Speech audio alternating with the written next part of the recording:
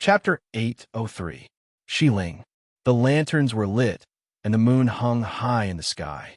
Chunfeng Restaurant was bustling with activity. However, Shui Lu stayed in her room alone and ignored everything outside. Today was her usual rest day, so she didn't welcome guests. Besides, she had something to do at night. She planned to make a trip to Xiaohou residence.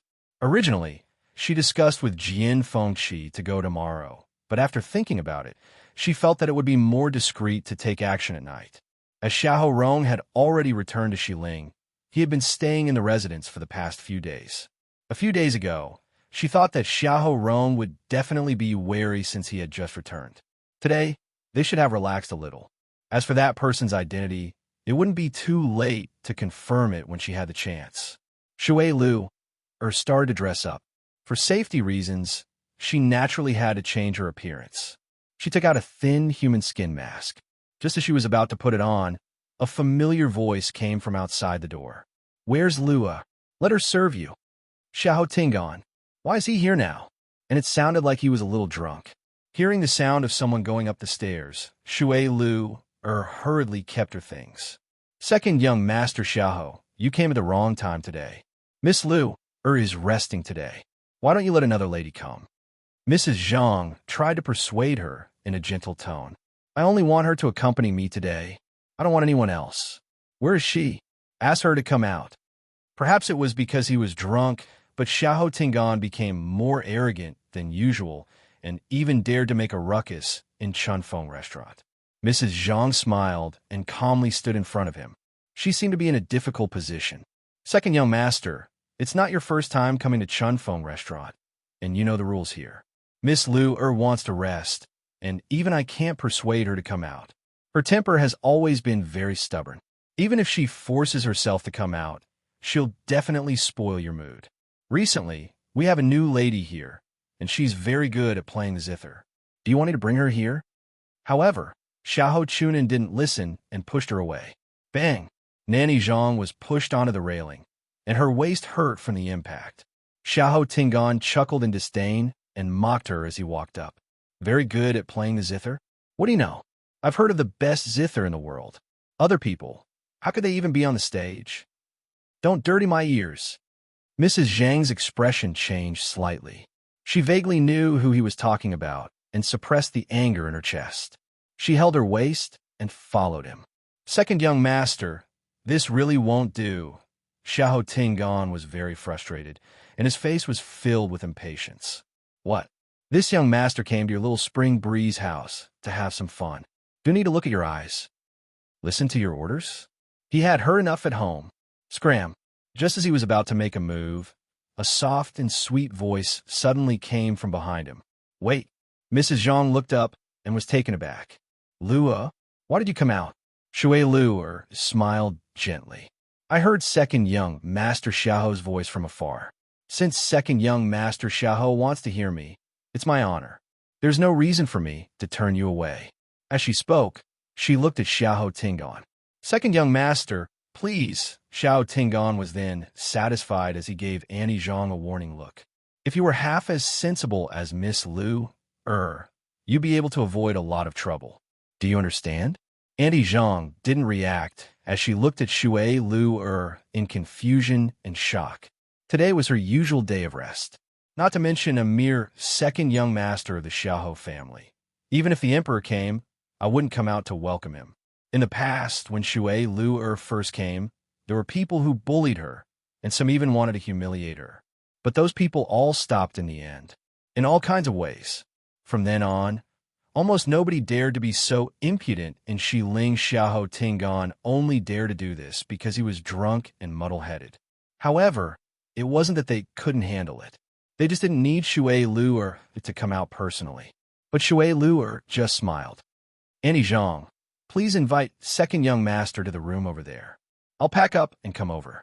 Annie Zhang was confused, but she could only do as she was told. Xiahou Tingon strutted into the room. If he was more clear-headed, he would notice that something was amiss. It was a pity that he couldn't tell anything at this point. Instead, he thought that his identity had stunned them, and he was secretly delighted. After a while, Shui Luer, indeed, carried the pipa over. She gave Annie Zhang a look. Annie Zhang, second young master, has a distinguished identity. Please serve him the best wine we have. Annie Zhang didn't know what she was planning, but she still did as she was told. Very quickly, the servants sent the wine over. Xiahou Tingan slapped it open, and the refreshing wine fragrance wafted over. It was the top-grade green bamboo leaf. Only Xiahou Tingan and Shui Lu were left in the room. Shui Lu asked very gently, "Second young master, what do you want to hear?" Xiahou Tingan thought for a while. "Just pick what you're best at." As he spoke, he started drinking again. Shui Lu's eyes sparkled, and she smiled in agreement. "Yes." Then she gently strummed the pipa, and a melancholic sound could be heard. Xiahou Tingan's emotions were stirred, and he was very upset as he continuously downed a few cups of wine. Shui Lu stopped and knitted her brows as if she was worried.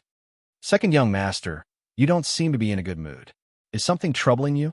Xiahou Tingan's mind was a little giddy. When he heard this voice, he opened his mouth and said what was on his mind. "It's all because of the Jiang residence." Bang! He heavily slammed the wine cup on the table, and his face flushed red with anger. Shui Lu's eyelashes fluttered, and her voice was as gentle as the wind. "I'm just a weak girl, and I don't know much about this. I just hope that second young master can be more at ease and stop worrying about this." As if he heard a joke, Xiahou Tingan sneered. "I don't want to either, but that Jiang residence is too much." Who in Xiling City didn't know that Jiang Yuqing's biological sister, Jiang Yuji, was discussing marriage with Xiahou Tingan? The two families had a strong alliance, and this marriage was very beneficial to both parties, especially Xiahou Tingan. Just based on this marriage, he had already won against the other young masters in the Xiahou residence. What else could he be unhappy about? Shui Luer only asked a few questions, but she managed to get a lot of information out of Xiahou Tingan. She then knew that because Jiang Yuqing was injured, the marriage between the Jiang residents and the Xiahou residents started to be delayed again. They even said that they wanted to wait until after the third princess and Jiang Yuqing's wedding. This made the Xiahou residents feel that the Jiang residents didn't care about this marriage at all. They had already given in time and time again so that they could settle this matter as soon as possible. However, the Jiang residents was insatiable. They actually still want the 9 Clouds Yuan recovery pill. What a joke. Xiahou Tingan stuck out his tongue, and his voice was a little muffled. Since they already gave this to us back then, how can they ask for it back? They want to give the pill back to Jiang Yuqing? Dream on. Shui Lu was shocked.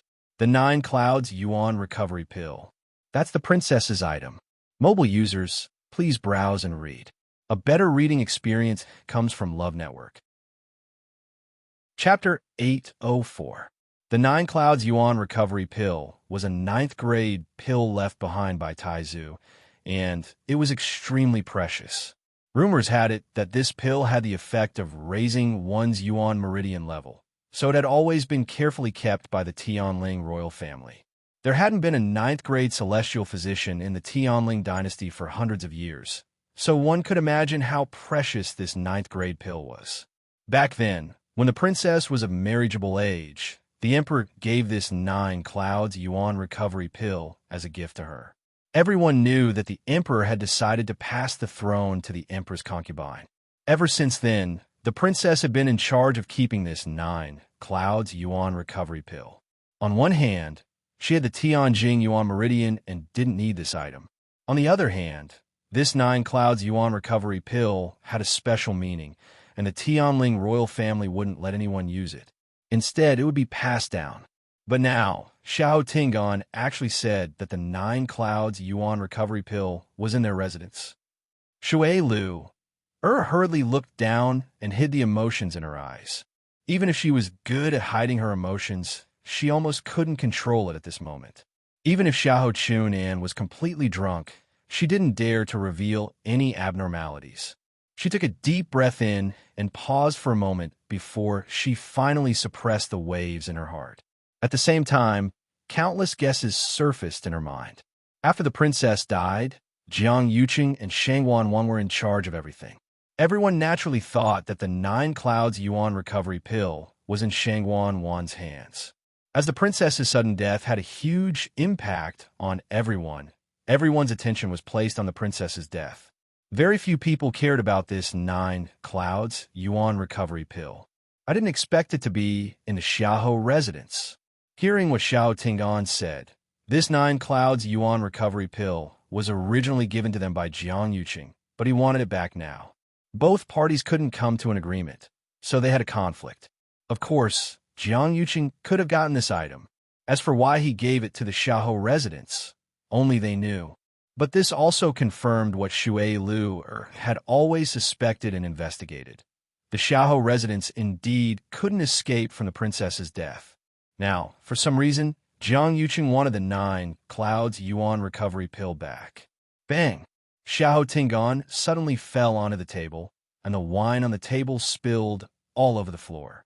He was still muttering something under his breath. Second young master? Second young master? Shui Lu shouted twice, but Xiao Tingan didn't respond. The gentle smile on her face faded, and she quietly walked over. In her blurred state, she heard his intermittent words. It's me, it's my 99. Shui Lu pondered. Seeing Xiao Tingan's angry and indignant look, it was most likely because he had always thought that the 9 Clouds Yuan recovery pill was his. But now, Jiang Yuqing wanted to go back. Of course, he wouldn't agree. Shui Lu's voice was even softer, and it carried an indescribable allure. Where's the 9 Clouds Yuan recovery pill? Xiao Tingan's eyes were tightly shut, and his face was flushed red. He reeked of alcohol. Hearing this, his eyebrows twitched, and he shook his finger. Here, here. Creak. The door was opened from the inside. Nanny Zhang, who was anxiously waiting outside, hurriedly looked over. Seeing that Shui Lu walked out safely with her pipa, she finally heaved a sigh of relief. She quickly walked forward and sized up Shui Lu. Then, she looked over Shui Lu's shoulder. How is it? Are you okay? Shui Lu smiled. Second young master is drunk and has already fallen asleep. Don't let anyone come and disturb second young master. Nanny Zhang vaguely saw the corner of Xiao Tingan's shirt. Hearing that there wasn't any movement inside, she felt more at ease. Why don't we send someone to send him back to the Xiaohou residence? With his current state, people will definitely talk about him if we send him back. He might even cause trouble for us. If he wants to sleep here, let him sleep. This kind of thing was very normal for the young masters in Xiling City. As long as they didn't go overboard, their families wouldn't pursue the matter too much. Then, should we find someone to help him wash up and rest? Nanny Zhang lightly fanned herself. The smell of alcohol in the room was simply unbearable. We're still standing at the door. Who knows what it's like inside? It's really hard on Shui Lu. Okay, call someone over. Shui Lu looked back and tucked her hair behind her ear as she chuckled. He's Xiaohou Residence's second young master after all. His current state is too unbearable. We just have to serve him well today. Someone will naturally come to fetch him back tomorrow. Hearing her words, Nanny Zhang also felt that it made sense, so she nodded. Shui Lu yawned and covered her mouth with her hand. Her pair of watery eyes were very moving and had a natural charm and gentleness. I'm tired today, so I'll go back first. The smell of alcohol on you is really strong. Shui Lu pouted her red lips lightly. I'll have to trouble Nanny Zhang for the rest. Then, she hugged her pipa and walked back to her room. Nanny Zhang glanced at her, and it felt strange. Shui Lu had always looked down on people like Xiao Tingan, but she was exceptionally patient today. She even endured the fact that the room was already so dirty and messy. However, she didn't think too much about it, as Shui Lu's temper had always been hard to predict. She endured the smell and closed the door before calling someone over to clean up. The next morning, Xiao Tingan was woken up by a commotion. Vaguely, he seemed to have heard Jiang Yuji's voice. He sat up with much difficulty, but his head hurt so much that it felt like it was going to split open. At this point, the door was suddenly kicked open by someone.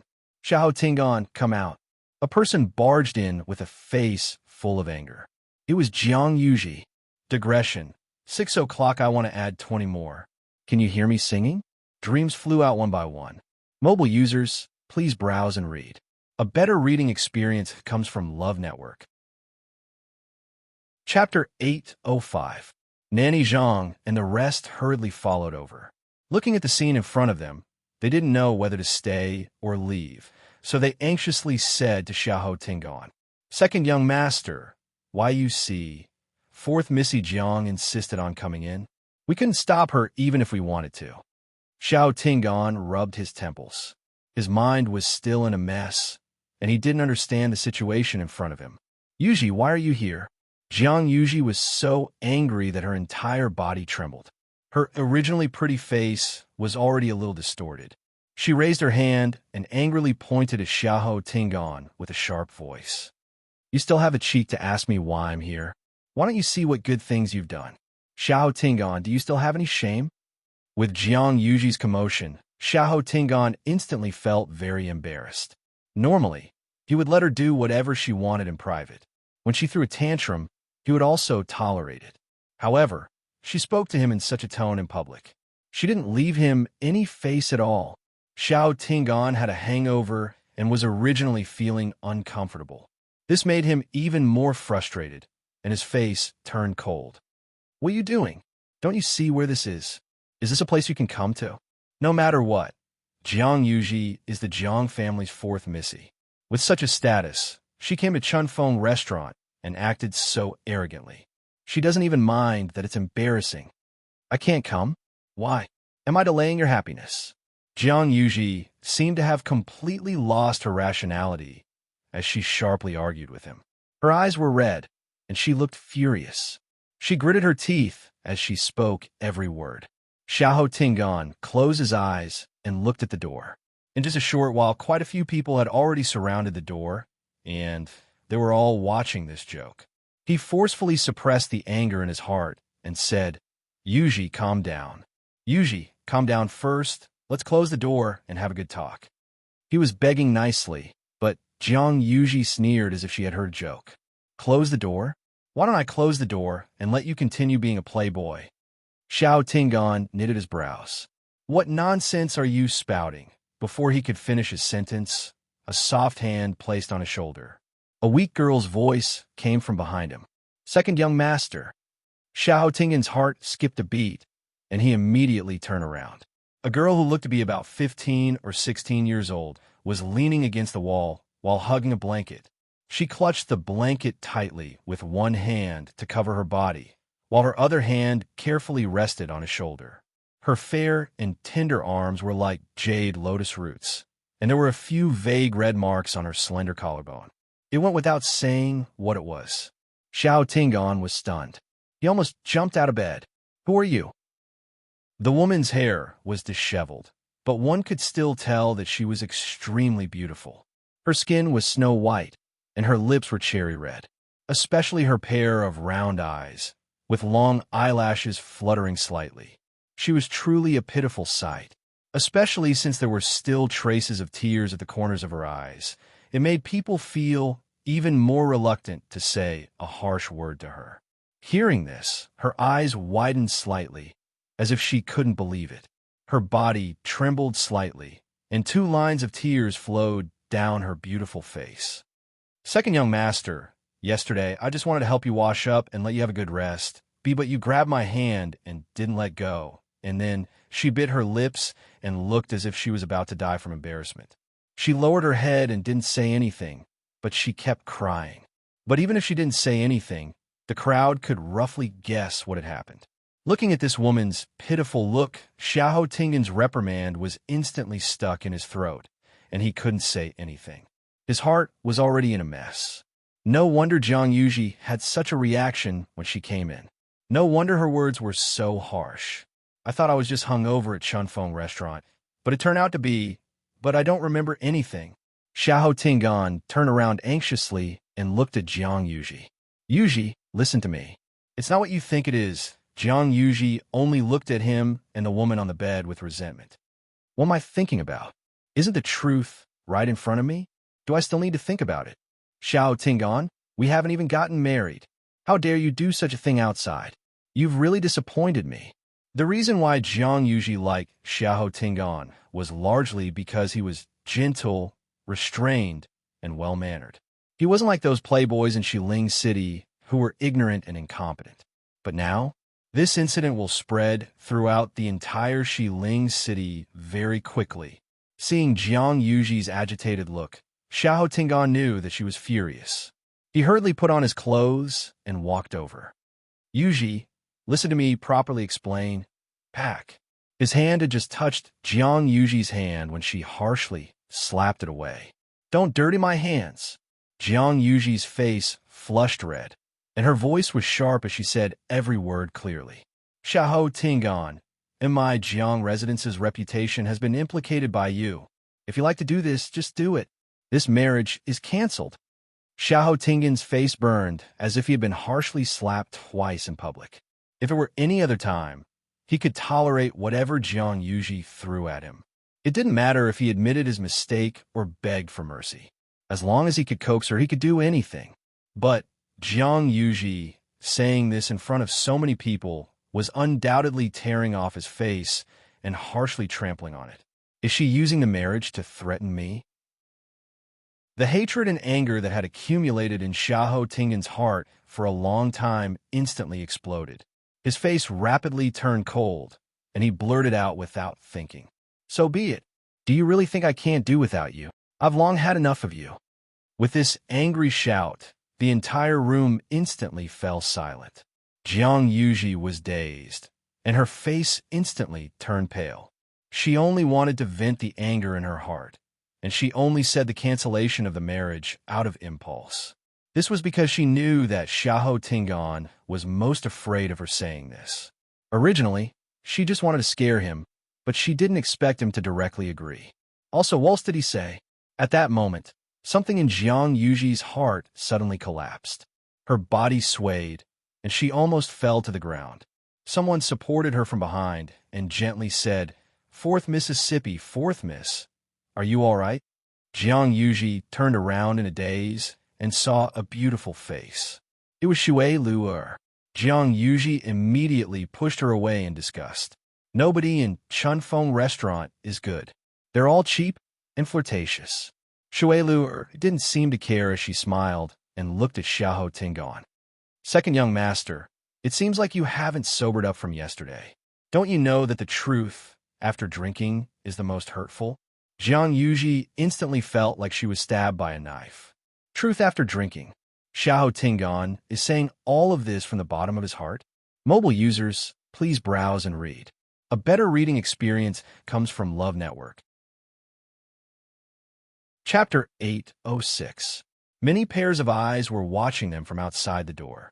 Jiang Yuji felt as if there was a dagger at her back, and she had never felt so embarrassed before. She glared at Xiahou Tingan with bloodshot eyes, and every word seemed to be squeezed out with her teeth clenched. Xiahou Tingan, you said it yourself. Don't regret it in the future. Then, she turned around and ran outside. The crowd hurriedly moved aside. Jiang Yuji's figure quickly disappeared from Chunfeng restaurant. The crowd didn't speak for a long time. Shui Luer's lips curved up undetectably. Things are progressing more smoothly than I expected. I just sent a message to Jiang Yuji to lure her over. I originally wanted them to kick up a fuss and talk about the 9 clouds yuan recovery pill. I didn't expect them to directly say that they want to cancel the engagement. This time, the Xiahou residents really did not have the slightest bit of justification. If they still want to marry the Jiang residents, they have no other choice but to take out the 9 clouds yuan recovery pill. This is more convenient. Shui Luer turned around and looked at Xiahou Tingan. He was standing at the same spot, and his face was pale. His expression looked very complicated. Drinking this wine was really worth it. Second young master, fourth Missy Jiang seems very sad. You should quickly chase after her. Shui Luer advised him considerately. The worry that just appeared in Xiahou Tingan's heart instantly disappeared. He coldly chided. She can leave if she wants to. What does it have to do with me? Shui Luer's expression changed slightly, and she smiled. Yes. Whatever you say is naturally what it is. Then, we'll take our leave first. If you have any instructions, feel free to tell us."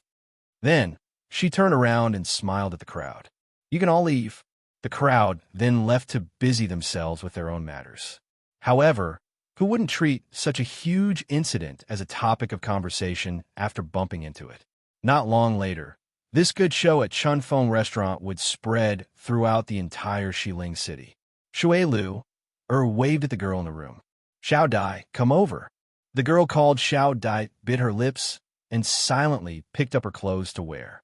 When she walked to Xiao Tingan's side, she bowed and looked down. Today's matter was caused by Little Butterfly. It has nothing to do with anyone else.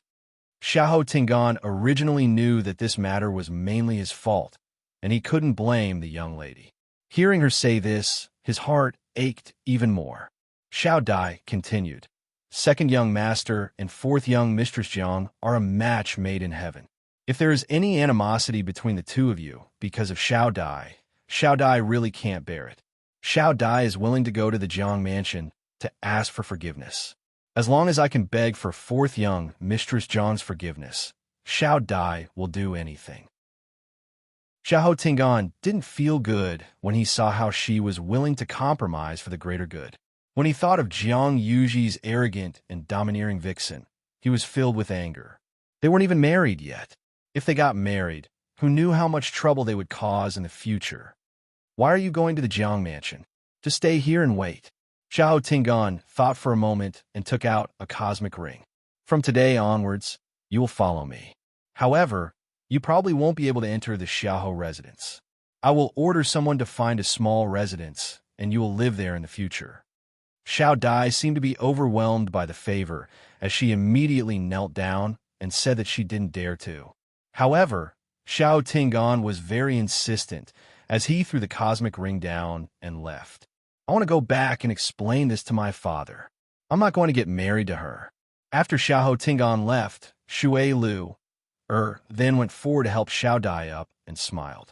"Xiao Dai, it's been hard on you."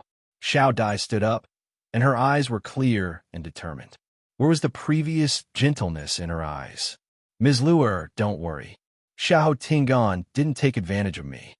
She didn't want to suffer like this." Shui Lu smiled. "Of course I'm aware of your capabilities.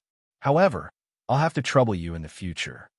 Xiao Dai said firmly, "For your highness, I won't hesitate to go through fire and water."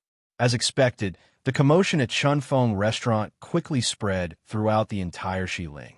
When Xiao Tingan returned to the residence, he realized that the atmosphere wasn't right.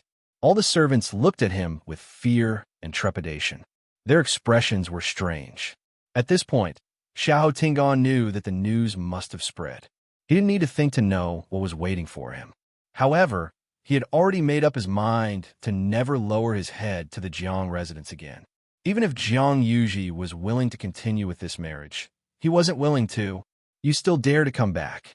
Xiao Tingan hadn't even walked a distance when he saw Xiao Rong angrily walking over. His heart skipped a beat, and he immediately explained, "Father, listen to me." "Pack." Xiao Rong harshly slapped him. Xiao Tingan stumbled and directly fell to the ground. "You're trying to anger me to death." Xiao Rong's face was green, and his chest heaved up and down violently. This unfilial son. He then grabbed Xiao Tingan's collar and dragged him into the study. Xiao Tingan wanted to say something, but his collar was tightly grabbed, so he couldn't say a single word. He had difficulty breathing, and his face flushed red. Bang! Xiao Rong threw him to the ground. Xiao Tingan fell so hard that his bones were about to crack. "Father, you're too disappointing." Xiao Rong was so angry that his fingers trembled as he pointed at his nose and scolded. "Do you know that you gave the 9 clouds yuan recovery pill to someone else this time? Why do I have such a useless son like you?" Mystic Forest. Time passed day by day. There was still no movement in the forest. That day, when Chang Wanzhou said that Chu Luiyue was about to come out, the group of people was elated. In the end, they waited for a long time, but she still didn't come out. The few of them could only continue waiting. However, Mu Hongyu and the other two didn't forget to cultivate during this period of waiting. With Qin, Yi, and Lei Laoxi's patient guidance, they all had some breakthroughs. especially Chang Wanzhou. His improvement was the most obvious. Qin Yi originally wanted to take a look at the seal in his body, but didn't appear again after that day. Even though he felt a little regretful, Qin Yi didn't insist on taking a look at Chang Wanzhou. It's not too late to talk about this when Her Highness comes out. After all, Chang Wanzhou listens to me. After everything here was settled, it wasn't impossible to solve these problems bit by bit. At night, the blue-black night sky was deep and quiet, and a round moon hung high in the sky. Gradually, that moon was dyed with a tinge of red. In the Red Moon Desert, rustling sounds could be heard. I finally waited until now. If I don't see Lass again, I'm afraid I'll be much older. Lan Zhao's voice was still ethereal and pleasant. Let's hurry and leave. Diwu, where's Big Bao? I didn't see her either. She was just here. Lan Zhao suddenly thought of something and secretly cursed. He's gone ahead of us. This damn child. Underground. In front of Chu Luiyue, the bloodline power in half of the skeleton was almost completely refined and condensed into a blood pearl. The legendary three-eyed eagle's body was almost half reconstructed. Chu Luiyue stared intently, and her heart seemed to be tightly clenched by something. Just as she was about to continue, she suddenly heard a baby-like voice. Yue. Chu Luiyue's heart skipped a beat. It's that voice again. She immediately looked up. Digression, mobile users, please browse and read at 12 a.m. tomorrow. A better reading experience comes from AI Network. Chapter 807. A boy who looked like he was 4 or 5 years old appeared in front of her. Chu Luiyue was stunned for a moment. Was it this child who shouted just now? But what did he shout? Yue. Chu Luiyue raised her eyebrows slightly. She vaguely sensed that something was wrong. While she was in a daze, the little boy had already flown down and landed lightly and silently not far away from her. Chu Luiyue was shocked. This little boy's aura was extremely obscure. He seemed to be very powerful. She sized him up carefully and cautiously. He was small and wore a blue robe. He had black hair and black eyes. He looked to be no more than 5 years old. His small face was cute and round, making people want to reach out and pinch it. But that gaze did not seem like a child's. It was cold and majestic. Just by looking at it, one would be able to feel its extraordinary aura. Chu Luiyue was surprised. Since when did Dahuang Swamp have such a person? But what made her feel even more strange was the way this little boy looked at her. It was very strange. Although he was very restrained, there was an unconcealable joy in the depths of his eyes. This made his cold little face look a little gentler. Why did he look as if he knew her? Chu Luiyue thought silently. On the other hand, Duge Mabao looked at Chu Luiyue in front of him and carefully sized up her current appearance. He had mixed feelings. It was a lie to say that he did not miss her. It was also a lie to say that he wanted to teach her a lesson. In these few years, they had waited day and night and imagined countless scenes of their reunion. They also thought that she might have changed after such a long time. But who would have thought that even his entire physical body would be completely changed? This face was no longer the face in their memories, but the expression between her eyebrows was extremely similar. Debeo, you shameless person. You. At this moment, an exasperated old voice sounded. Chu Luiyue only felt something flash in front of her. Then, there was another person beside the little boy. It was an old man. He was wearing a white robe. His hair was also white, but he looked hale and hearty. He had the aura of an immortal. Unfortunately, the moment he opened his mouth, the immortal aura on him disappeared instantly. Diwu Zhangze was about to scold again when he saw Duge Mabao looking ahead. The corner of his mouth twitched. He raised his head stiffly and found Yu standing not far in front of him. She was looking at them at this moment. Sigh, how shameful. Diwu Zhangze was annoyed. He was so focused on scolding Duge Mabao that he almost forgot that the girl was here. He clenched his fist and coughed violently. Don't mind us. Chu Luiyue blinked. Why did it seem that this old man also knew her? Judging from their tone, they seemed quite close. Chu Luiyue opened her mouth. What are you arguing? Don't you see that Yu is busy? An ethereal and pleasant voice came. Chu Luiyue looked up again. She saw a young man floating down from above. He was wearing a blue brocade robe, a white jade belt around his waist, and a blue jade crown on his head. From top to bottom, he was very clean and elegant. What an elegant young master! Chu Luiyue looked at his face, her eyes flashing slightly.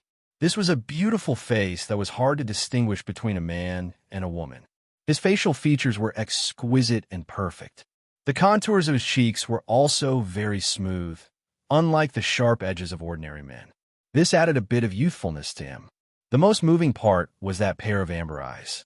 They were clean and clear, sparkling and translucent like the morning dew. Chu Luiyue had only seen two men who could be described as beautiful so far.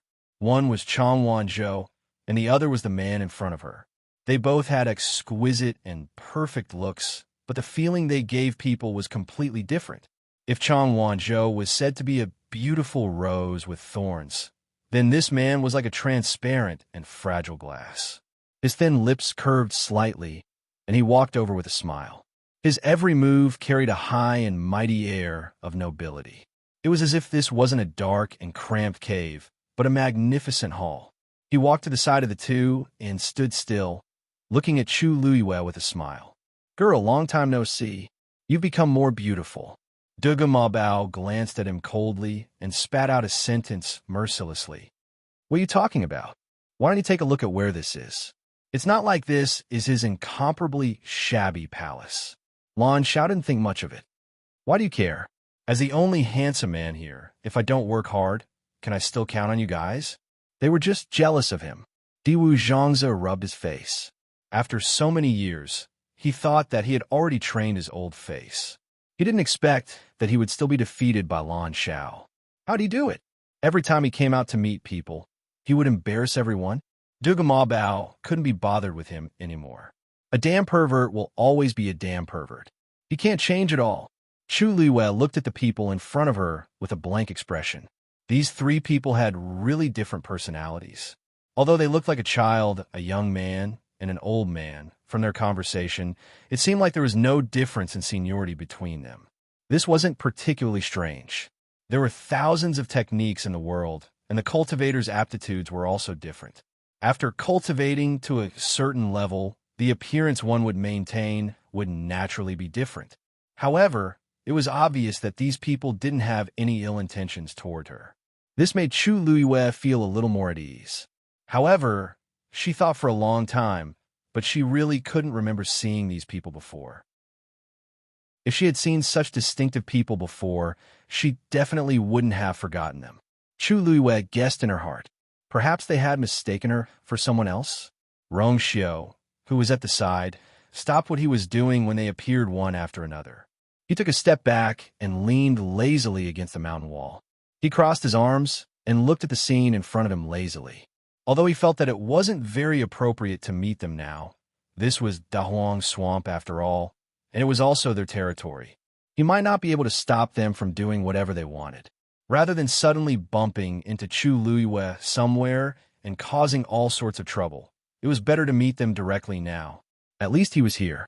Seeing the three of them quarreling with each other, Chu Luiyue was a little confused. They seemed to be here for her, but she didn't even know their identities now. Thinking of this, her red lips curled up slightly, and she revealed a polite smile. "I'm Chu Luiyue.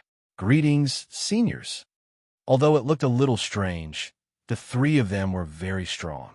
It was right to call them seniors. Chu Luiyue was thinking this when she suddenly saw the three of them looking over. Their gazes were very strange, as if they had seen something inconceivable. Duga Mabao frowned and asked, "What did you call us? What did you call us?" You could get a better reading experience from the Love Network. Chapter 808. Could it be that even Senior couldn't do it? Chu Luiyue found it strange. Just as she was about to speak, she realized that their expressions were all very strange. Her heart skipped a beat, and she suddenly realized something. Both parties fell into a short silence. Duga Mabao and the rest then realized that the girl in front of them seemed to be looking at them differently from before. It was as if she was looking at a stranger. Diwu Zhangzi couldn't help but say, "Girl, something seemed wrong," but he couldn't put his finger on it. After a moment, Duga Mabao spoke again. He stared at Chu Luiyue, pointed at himself, and asked word by word, "Who am I?" Once his voice fell, the surroundings were silent. Lan Xiao and Diwu Zhangzi's expressions also became serious. They realized that things seemed to be different from what they had expected. Chu Yue's heart seemed to be gripped by something. It tightened bit by bit. She wanted to speak, but her throat felt dry. After a while, she shook her head. "I'm sorry, I've never seen you before, so I don't know your identities. If I've offended you, please forgive me." In an instant, the surrounding space seemed to freeze.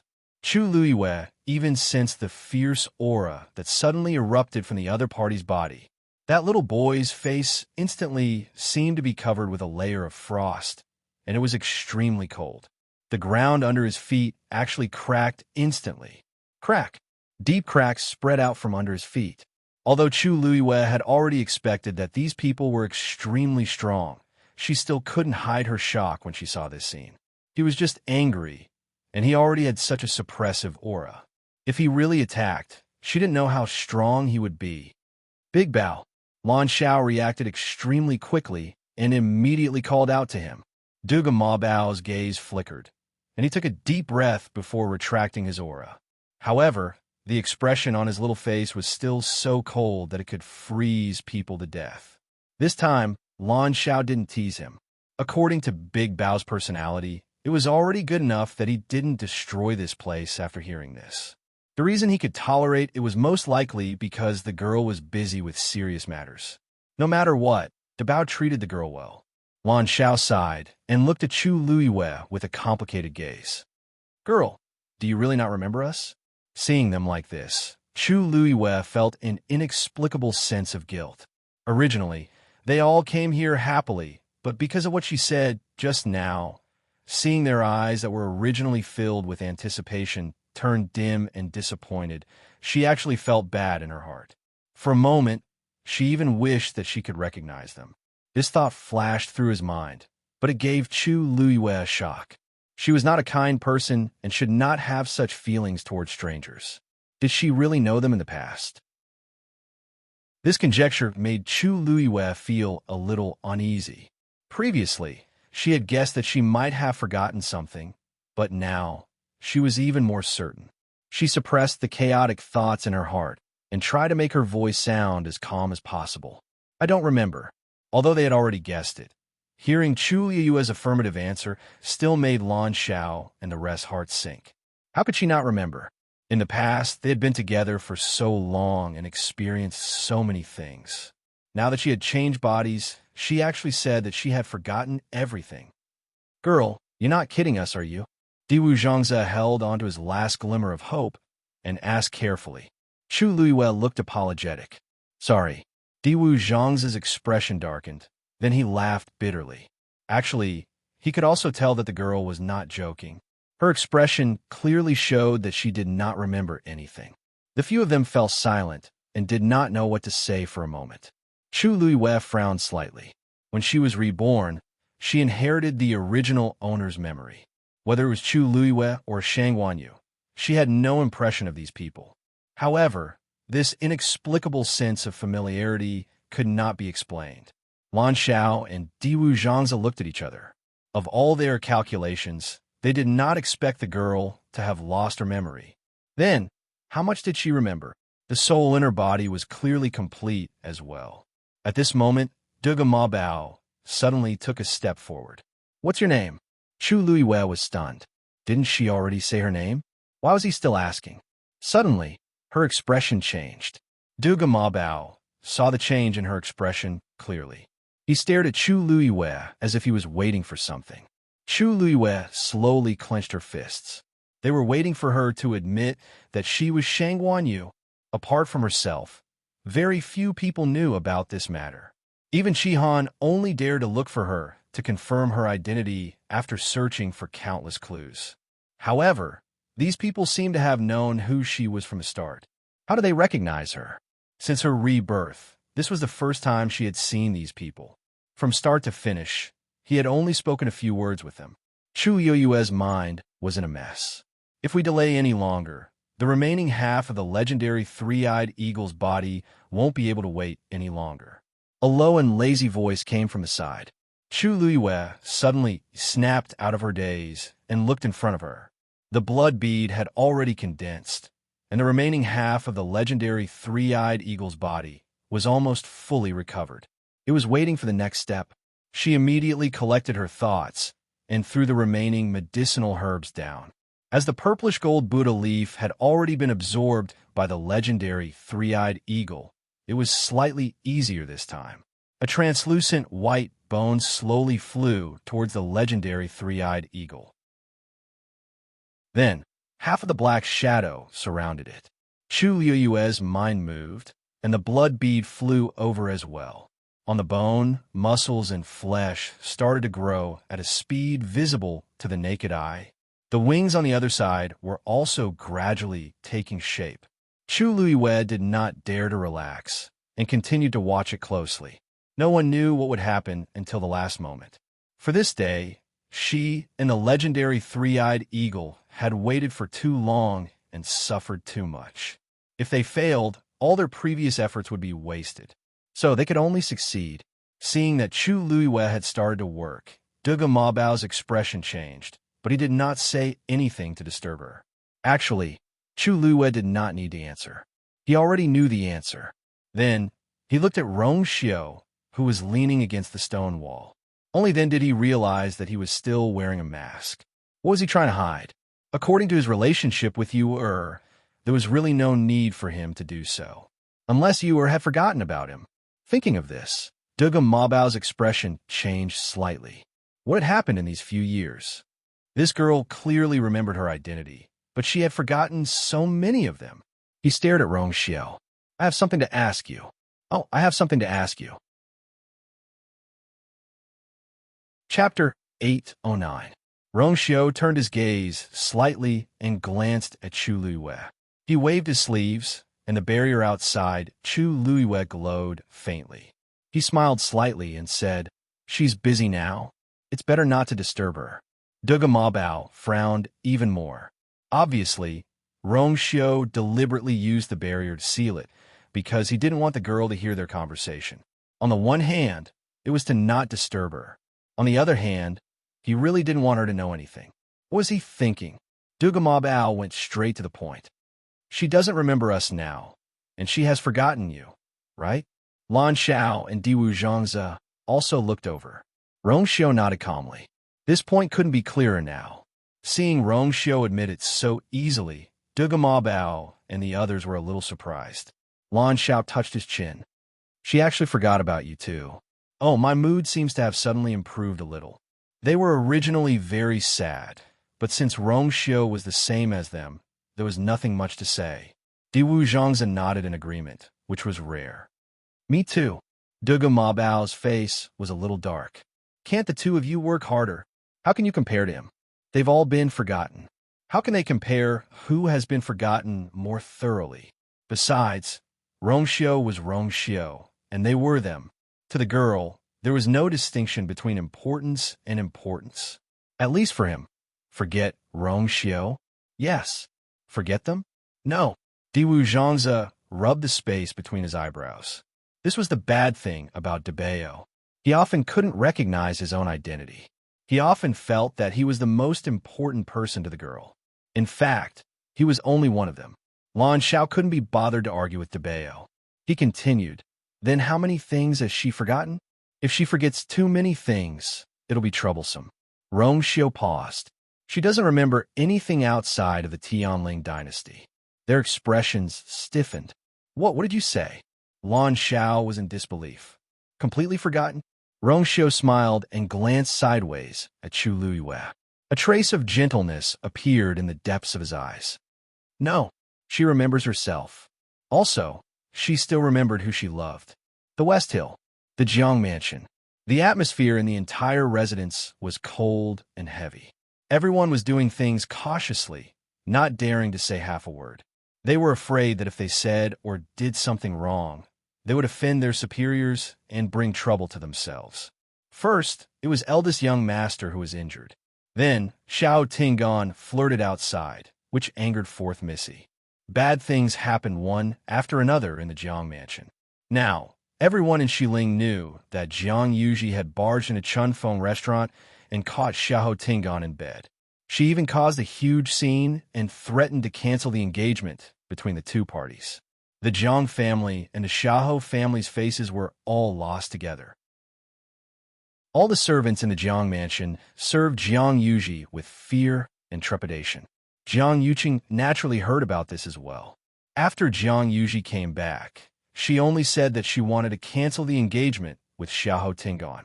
Then, she locked herself in her room and smashed everything in the room, but she refused to come out. Jiang Yuqing knew her too well, so he purposely waited for a day before coming to find her.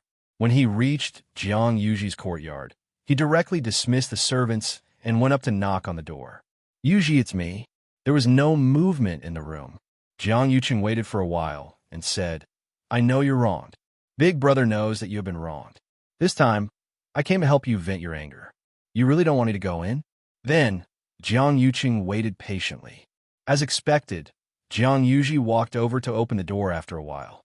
It had only been a day, but she looked much more haggard and haggard. Her hair was messy, and her eyes were red and swollen. She didn't look like a pampered lady at all. Jiang Yuqing's heart ached when he saw his sister in such a sad state. "Yuji, brother, how do you plan to help me?" Jiang Yuji looked at him fixedly, and her eyes were filled with anger and hatred. "Let's go in and talk." Jiang Yuqing walked in. Jiang Yuji didn't stop him and turned to walk in. After closing the door, Jiang Yuqing then saw the mess in the room, and there was almost no space to walk. He knitted his brows. He knew that his sister liked Xiao Tingon. Even though she was usually pampered and willful, there was nothing to say about Xiao Tingon. If not, he wouldn't have agreed to discuss this marriage. After all, Xiao Tingon wasn't the most outstanding person in the Xiao family. "Yuji, Xiao Tingon let you down this time. Don't worry, I won't let you suffer for nothing." Jiang Yuqing's voice was as calm as usual, but it had a hint of murderous intent. Since he dared to let you down, he naturally has to have the guts to bear the consequences. Jiang Yuji was dazed. "Brother, what do you plan to do?" Jiang Yuqing lightly caressed her hair. "Originally, I liked the Xiao family's third young master. He's much better than Xiao Tingon in all aspects. But because you like Xiao Tingon, you decided to marry him. In Xiling, it's a blessing for anyone who can marry you. Since Xiao Tingon doesn't know what's good for him, it's better to cancel the marriage agreement." Seeing that Jiang Yuji seemed to be hesitating, he thought for a while and said, "If you can't bear to, let him live and turn him into a useless person." Jiang Yuji couldn't help but grab his sleeve. "No, I can't, brother. I just said it in a fit of anger that day." Jiang Yuqing knitted his brows. "He treated you so well, but you still won't give up? Do you really want to marry him?" Jiang Yuji's tears flowed down in despair and pain. "Brother, I don't want to do this either, but I just can't bear to." She regretted saying it that day, but every time she thought of the scene, she felt terrible. All these years, I've only liked Xiao Tingon. If I didn't fall for him, I wouldn't be so sad. Jiang Yuqing coldly said, "No buts. He's not worth it. I can take this chance to get the 9 clouds yuan recovery pill back, but the person I'm going to marry must be changed." Jiang Yuji sobbed. "But how can you control your feelings? Even brother knows that the princess doesn't like you, but you still got engaged to her, right?" Digression. Mobile users at 6 p.m., please browse and read. A better reading experience comes from Love Network. Chapter 810. Jiang Yuqing's expression instantly changed. He stared at Jiang Yuji with an intimidating gaze, and his expression was as dark as water. Jiang Yuji also realized that she had misspoken, and her heart sank. "Big brother, that's not what I meant. What did you find out about all this?" Jiang Yuqing grabbed Jiang Yuji's wrist and asked word by word. Jiang Yuji had never seen her big brother look at her like this before, let alone speak to her in such a tone. She was so scared. Big brother, let go of my hand first. It hurts." She panicked and wanted to pry Jiang Yuqing's hand away. However, Jiang Yuqing's hand was still clamped tightly on hers, and he didn't let go at all. "Let me ask you, how did you find out about all this?" Jiang Yuqing raised his voice. His tone was very stern, as if he was interrogating her. Everyone said that the two of them were a match made in heaven and had an extremely good relationship. Countless people in the entire Tianling dynasty were filled with envy and jealousy toward him. It was all because of the engagement between him and her.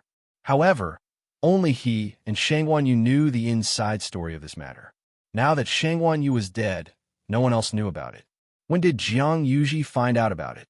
Only then did Jiang Yuji realize the seriousness of the matter. Looking at her big brother's frighteningly fierce expression, a deep fear arose in her heart. She hurriedly said, I heard it by accident. That day, I went to Thousand View Garden to look for you. In the end, I happened to see you talking to the Crown Princess. I only heard a little." Jiang Yuqing knew which day she was talking about. "What else? What else did you hear? What else do you know?" Jiang Yuqing didn't relax at all. It was as if he was interrogating a criminal. No more. Really no more. Big brother, my hand hurts," Jiang Yuji said repeatedly. Her face was a little pale from the pain, and her eyes were filled with panic. Jiang Yuqing stared at her for a long time. After confirming that she wasn't lying, he finally shook her hand off. Jiang Yuji staggered a step before stabilizing herself with great difficulty. He lowered his head and saw that his wrist was already bruised. She felt even more wronged. All these years, no matter what she said or did, Big Brother had never treated her this way. Now, she had only mentioned the Emperor's concubine, and he actually... Jiang Yuji was angry and aggrieved, but she knew that she had touched her brother's reverse scale. No matter what, she couldn't say anything more. "This is not something you should know," Jiang Yuqing said coldly. "In the future, don't let me hear it a second time, understand?" Jiang Yuji's body trembled slightly. She quickly nodded, but she didn't even dare to look at Jiang Yuqing. Big Brother was too scary just now. Jiang Yuqing closed his eyes and calmed the waves in his heart. He glanced at Jiang Yuji and saw the wound on her wrist, as well as her cowering appearance. He frowned. Just now, he had lost control of himself and probably scared her. Jiang Yuqing frowned. "As for the matter between you and Xiahou Tingan, have you thought it through?" Jiang Yuji paused in her actions and nodded hesitantly, but her eyes were filled with hatred. "But I must kill that *TCH from Chun Feng restaurant." Jiang Yuqing chuckled. "Do you know that that woman has already redeemed herself from Chun Feng restaurant and found another house in the city to stay in?" "What?" Jiang Yuji widened her eyes in shock. Almost instantly, she understood what was going on. Xiahou Tingan is really going to have a woman outside? He really doesn't care about me at all.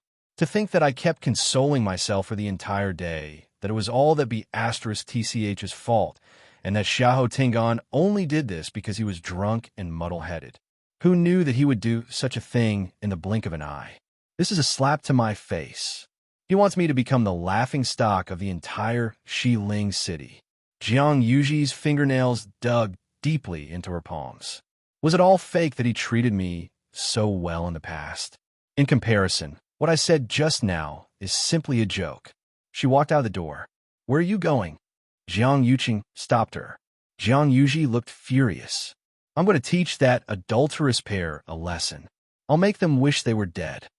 Jiang Yuqing continued asking, "Then, do you still miss him? Do you still want to marry him?" Jiang Yuji's chest seemed to be pressed by a huge rock. She shook her head hard, and her eyes were red, but there were no more tears. "That's good." Jiang Yuqing then nodded in satisfaction. "I forgot to tell you something. Yesterday night, Xiahou Tingan was chased out of the residence by Xiahou Rong. It turned out that after Xiahou Tingan returned to the residence, he was taught a lesson by Xiahou Rong. Xiahou Rong requested for Xiahou Tingan to come to the Jiang residence to admit his mistake and beg for Jiang Yuji's forgiveness. However, Xiahou Tingan was determined to cancel this marriage. He was very stubborn and wouldn't agree to anything. In the end, Xiahou Rong couldn't take it anymore and chased him out in a fit of rage. He originally wanted to use this to scare Xiahou Tingan, but he didn't expect him to be so stubborn for once and leave the Xiahou residence in the middle of the night. I've already sent someone to find out. He's staying with that girl now. Jiang Yuqing's sentence was the last straw that broke the camel's back. Xiahou Tingan would rather be chased out and stay with that lowly girl from Chunfeng restaurant than beg for her forgiveness. What does this mean? Could it be that I, the Jiang family's fourth Missy, am inferior to a prostitute? From today onwards, I don't know what the people in Xiling City will say about me. Jiang Yuji only felt her face burning, and her mind was blank. Only endless hatred surged up. Then her eyes rolled, and she directly fainted. Jiang Yuqing supported her and carried her to the bed. Then he ordered someone to tidy up and invited Feng Shangyuan over to take Jiang Yuji's pulse. After confirming that she only fainted because of anger and that there wasn't anything serious, Jiang Yuqing felt much more at ease. Then he sat by the bed and personally took care of Jiang Yuji. When Jiang Yuji woke up, it was already evening. She opened her eyes in a daze and saw Jiang Yuqing, who was guarding by the bedside. "Yuji, you're awake?" Jiang Yuqing's voice returned to its usual gentleness. Jiang Yuji's grievances exploded, and her eyes turned red. "Okay, let the past be the past." Jiang Yuqing lightly patted her hand. When she was almost done venting, he fed her water. Finally, when Jiang Yuji calmed down, he said softly, "Brother Jiang, don't worry. What do you think of the Xiahou residence's third young master?" Jiang Yuji knew what he meant. She hesitated. "Brother, I don't want to go to Xiahou residence anymore." Halfway through her sentence, she saw Jiang Yuqing nonchalantly glancing at her. She suddenly paused and nodded stiffly. "Okay." Jiang Yuqing looked comforted. "This time, the Xiahou residence must give me the 9 Clouds Yuan recovery pill." Mobile users, please browse and read. A better reading experience comes from Love Network. Chapter 811. Xiahou Tingan and Jiang Yuji's marriage fell through just like that. After the commotion at Chunfeng restaurant, Xiahou Tingan was chased out of the residence, and Jiang Yuji was engaged to the Xiahou family's third young master, Xiahou Yushu. The development of this matter exceeded everyone's expectations, and it directly stunned the people in Xiling City who were waiting to see the two families make a fool of themselves. Strange. Why is the Jiang family and the Xiahou family still having a marriage alliance after such a thing happened? If it were an ordinary family, they might not even interact with each other anymore. Even if these two families are the top nobles and have to consider many factors when doing things, it shouldn't be to this extent, right? Is Jiang Yuji set her mind on the Xiahou family? Or is the Xiahou family clinging onto Jiang Yuji? Outsiders had no way of knowing, and they only talked about it heatedly after meals. But no matter who talked about it, they knew that Xiahou Tingan was the one who suffered the most. Jiang Yuji was Jiang Yuqing's biological sister. Who didn't want to be related to them? Even the Xiahou family was no exception. Xiahou Rong was the grand tutor, and logically speaking, he didn't need to care too much about this. But now that His Majesty had been in a coma for close to 2 years, almost all the power was in the hands of Shangguan Wan and Jiang Yuqing. Among the younger generation in the Xiahou family, there weren't any outstanding cultivation talents. They naturally needed to have a good relationship with the Jiang family. A marriage alliance was the best. Previously, Xiahou Tingan and Jiang Yuji had always been together, so everyone thought that good things were about to happen. Hence, everyone was more polite to the Xiahou family. Xiahou Tingan's status also rose along with it. In the end, Xiahou Tingan was chased out of the Xiahou family overnight, and the unknown third young master Xiahou replaced him. What other benefits can I, Xiahou Tingan, get? Everyone thought that Xiahou Tingan was crazy. Second young master. In a mansion in Xiling City, Xiahou Tingan lay on the bed in the room. His face and body were covered in wounds, and his originally handsome face was almost swollen. Xiao Dai walked in with a tray. There were a few jade bottles, gauze, and other things on the tray. "Second young master, let me help you change your bandages." Xiao Dai sat down by the bed. and her delicate face slightly knitted her thin brows, as if she was very worried about him. Xiahou Tingan originally didn't want anyone to see him like this, but he really needed someone to take care of him. He held Xiao Dai's hand and sighed. Xiao Dai, I can see it clearly now. Only you treat me with sincerity. After he was chased out of the Xiahou residence, he had nowhere to go. He had planned to stay at a few friends' houses, but none of them opened the door for him. In desperation, he went to Spring Breeze Restaurant. The people of Chunfeng Lu had told him where Xiao Dai lived. He had no choice but to come here. He didn't expect that Xiao Dai didn't dislike his appearance at all. Instead, she had been doing her best to take care of him. On the other hand, none of his old friends had come to visit him these past few days. Xiao Tingan felt that he had experienced enough of the fickleness of human nature. Xiao Dai smiled faintly. This is what Little Butterfly should do. It would be good if Second Young Master didn't dislike Little Butterfly. As she spoke, she calmly pulled her hand out to grab the medicine bottle. The injuries on your body have healed a lot. After resting for a while, you will be completely healed. Xiahou Tingan didn't mind her actions and nodded. His injuries looked serious, but Xiahou Rong didn't actually kill him. After all, they were father and son. Thinking of this, sorrow flashed across Xiahou Tingan's eyes. After he calmed down these few days, he also felt that he was too rash. However, he didn't want to admit his mistake. This was because he really didn't want to tolerate Jiang Yuji and continue being such a coward. Xiao Dai sighed and persuaded him. Second Young Master, it's not a solution for you to keep staying outside. Grand Tutor is your biological father after all. Even if your bones are broken, your tendons are still connected. When your body recovers, you can go back and apologize to Grand Tutor, right? Xiao Tingan didn't say anything. If it was before, he would definitely reject it. But these few days, he realized that without the Xiahou family support, he was indeed in trouble everywhere. He also didn't want to lose everything that he once had because of Jiang Yuji. Xiao Dai paused and said seemingly unintentionally, "Don't worry. I heard people outside today that Third Young Master is already engaged to Fourth Missy Jiang, and they'll be getting married soon." What?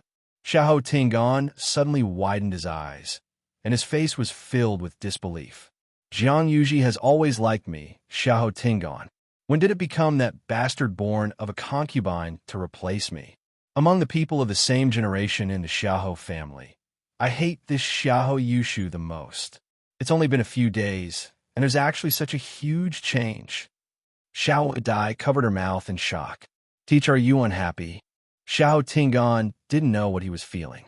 Jiang Yuji can marry anyone, but it can't be someone from the Xiahou family. Where is this going to leave me? Xiahou Tingan clenched his fists tightly, and his expression changed. Is father really planning to leave the position for Xiahou Yushu by doing this? Xiahou Tingan had always been the most doted on, and everything came too easily. As a result, when he knew that the things that originally belonged to him were snatched away by someone else, he couldn't accept it. When did this happen? Asked Xiahou Tingan darkly. Xiao Dai took half a step back timidly and hesitantly said, "It seems to be the day after you left the Xiahou family. It seems to be the day after you left the estate.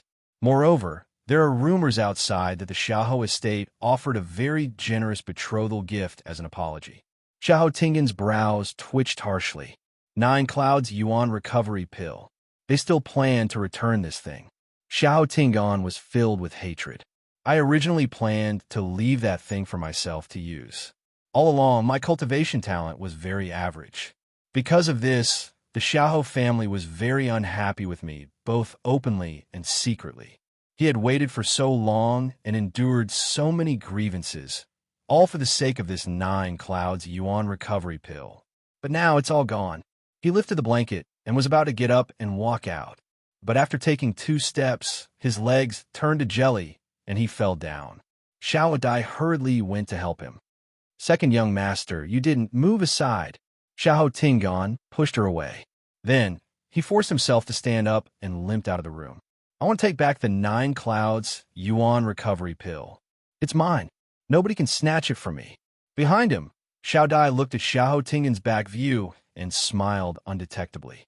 The undercurrents in Xiling City were turbulent, but the mystic forest was quiet and peaceful. Even a few people underground were the same. After chatting, Duga Mabao and the rest started away at the side like Rong Xiao. Since things have already come to this, there's no use saying anything else. But the girl is still that girl. What else can I do? I can only continue to pamper her. Time passed slowly. After some time, the legendary three-eyed eagle's physical body in front of Chu Luiwe was finally completely reconstructed. Hula, it suddenly spread its wings.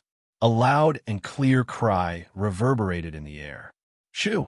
Digression, tomorrow, 12 o'clock. Mobile users, please browse and read.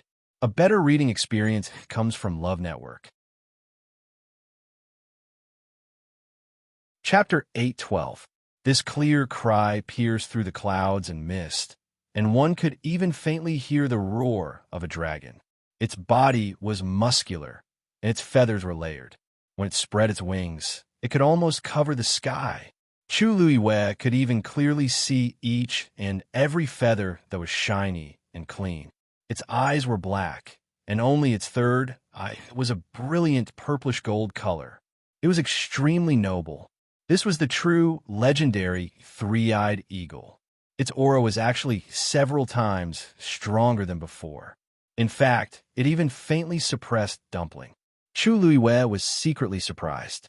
In fact, although the legendary three-eyed eagle was also a divine beast, its level was not the highest. The crimson gold heavenly phoenix and the great phoenix dragon were two great ancient divine beasts, supreme existences. Below them were some races, and according to the bloodline power in their bodies, they were divided into different levels. For example, a red-tailed phoenix like Dumpling was the closest type to the crimson gold heavenly phoenix. Therefore, by right, Dumpling's level was ranked above the legendary three-eyed eagle. However, because the legendary three-eyed eagle had fused with the great phoenix dragon's bloodline power and inherited two sets of bones, it was actually superior to Dumpling, who had just broken through not long ago.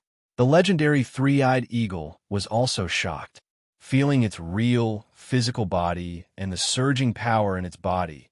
Its chest and abdomen seemed to be surging. It was done. It was really done. After being suppressed in this dark place for thousands of years, even it was filled with despair. However, this day had finally come, and all of this depended on one person, Chu Luiwe. If she had not brought it away, if she had not formed a contract with it, if she had not helped it find the purplish gold Bodhi leaf, it would definitely be trapped there forever and eventually die without a sound. The legendary three-eyed eagle folded its wings and lowered its head slightly to look at Chu Luiwe. I, the 287th generation Eagle Master of the legendary three-eyed eagle clan, Zichun, am willing to follow my master in life and death. A clear and powerful voice sounded in her heart. Every word was sincere and loyal. Chu Luiwe widened her eyes slightly.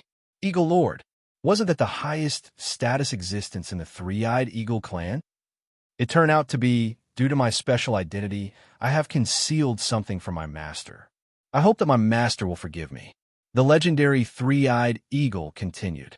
At this time, its voice was very different from before. It sounded more like a young man in his 20s. Chu Luiwe was dumbfounded.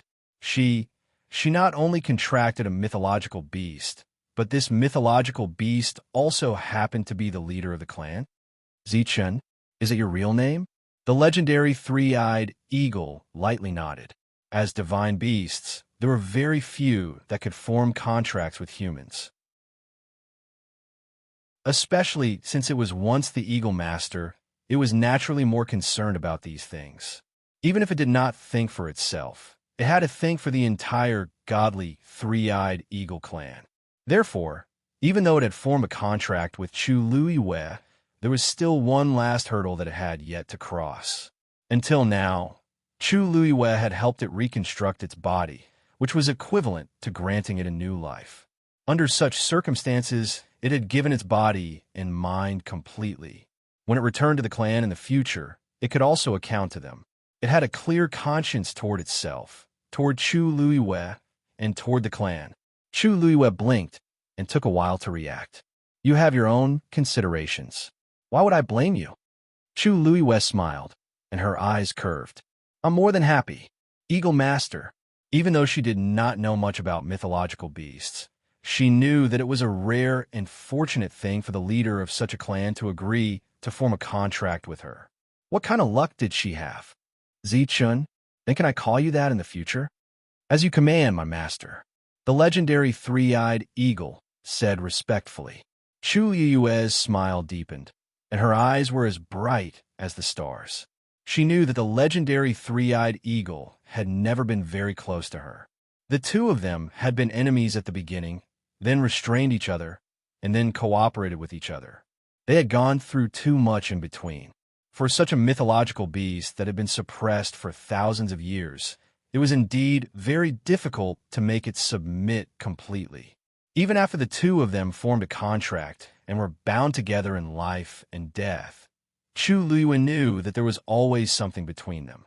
Today, that invisible barrier had finally been broken. From this moment on, the legendary three-eyed eagle was completely loyal to her. To Chu Luiyue, there was only joy in her heart. She knew that the legendary three-eyed eagle's willingness to tell her its true identity was the greatest sincerity. Seeing that Chu Luiyue did not hold any grudges, Zichun's last worry was completely put down. Its figure flashed, and it returned to Chu Luiyue's body. Chu Luiyue slowly exhaled, thinking about how she had inexplicably formed a contract with the Eagle Master of the legendary three-eyed eagle. Her mood was very complicated. Originally, she wanted to ask Zichun what had happened back then that it had been suppressed in that 9-story pagoda. But before she could open her mouth, she felt a few pairs of eyes staring at her with burning gazes. Chu Yue's heart skipped a beat. Only then did she remember that there were a few people beside her. She slowly looked up. On the left was the man in black. On the right were the three people who called her Yuer. At this moment, these people all looked over. Your armor has been repaired. Rongxiu leaned against the stone wall and said lazily. Chu Luiyue was delighted and immediately wanted to go over. Yuer. On the other side, good Ma Bao also spoke. You haven't answered my question just now. Chu Luiyue stopped in her tracks. She looked at the man in black and then looked at the three people. For a moment, she was in a difficult position. For some reason, she faintly felt that the air seemed to be filled with killing intent. Should she go and take back her pure gold armor first, or should she go and ask those people what exactly they did with her? Chu Luiyue was a little conflicted. She had an inexplicable premonition in her heart. These people all seemed to be very important to her. Even she herself didn't know where this thought came from, but after it appeared, it couldn't be dismissed. Chu Luiyue hesitated for a moment, but she still lifted her leg and planned to go and take back her pure gold armor first. After all, she had seen the big master twice. In comparison, he seemed to be more credible. Rongxiu's lips curled up slightly as he looked up at the few people opposite him. Duga Mabao's little face darkened. Wan Xiao couldn't help but touch his face. It was really strange. Rongxiu was wearing a mask now and didn't show his face. How did he still win? Could it be that he had become ugly? Or that girl didn't look at his face anymore? Thinking of this, an ominous premonition suddenly surfaced in Lan Zhao's heart. That girl had changed her body now, and her memories were also in a mess. She might have really changed. At this moment, Chu Luiyue had already walked in front of Rongxiu. He handed the pure gold armor over. Chu Luiyue carefully took it and looked around carefully. She realized that the broken part on it had really been repaired. She looked up at the man in black in front of her and said gratefully, "Thank you, big master." As soon as she said that, she heard a voice behind her. In this world, there are very few people who can completely repair such a yuan instrument. Since we've met, why don't you take off your mask and show your true face? Mobile users, please browse and read. A better reading experience comes from Love Network. Chapter 8:13. It was Duga Mabao's voice. As his voice fell, the surroundings fell silent for a moment. Chu Yue's heart skipped a beat, and she couldn't help but glance at him. It was impossible for her not to be curious. However, based on this first master's temperament, she was afraid that he wouldn't agree. If he was willing to reveal his true appearance, he wouldn't have worn a mask when he came. Indeed, just as this thought flashed through her mind, she heard the first master say with a faint smile, "It's precisely because not many people can do it that we have to be even more careful, isn't it?" Duga Mabao sneered. "Could it be that you're so determined to reject it because you're guilty?" Rongxiu raised his eyebrows slightly. Was he trying to shift all his anger on him? 99% of those who don't want to reveal their true appearance are ugly. Lan Xiao interjected calmly. That person can't be trusted. Come over quickly." Chu Luiwei was speechless. Why did she seem to have become one of them for no reason? She coughed and explained, "Seniors, I recognize this person. Seniors, I recognize this great master. He has helped me several times before. Seniors, you don't have to be too worried." If this man was plotting something against her, he was too patient to have laid the groundwork for such a long time. Lan Xiao choked.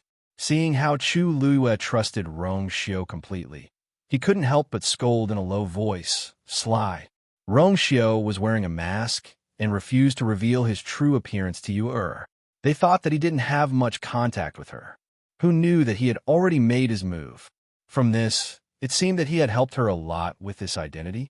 Anyone could see that his so-called help was obviously to win the lass's trust. This way, even if he didn't reveal his true appearance, the girl would still trust him completely. Pooh! How shameless! Chu Luiwei actually wanted to see how this first master looked like.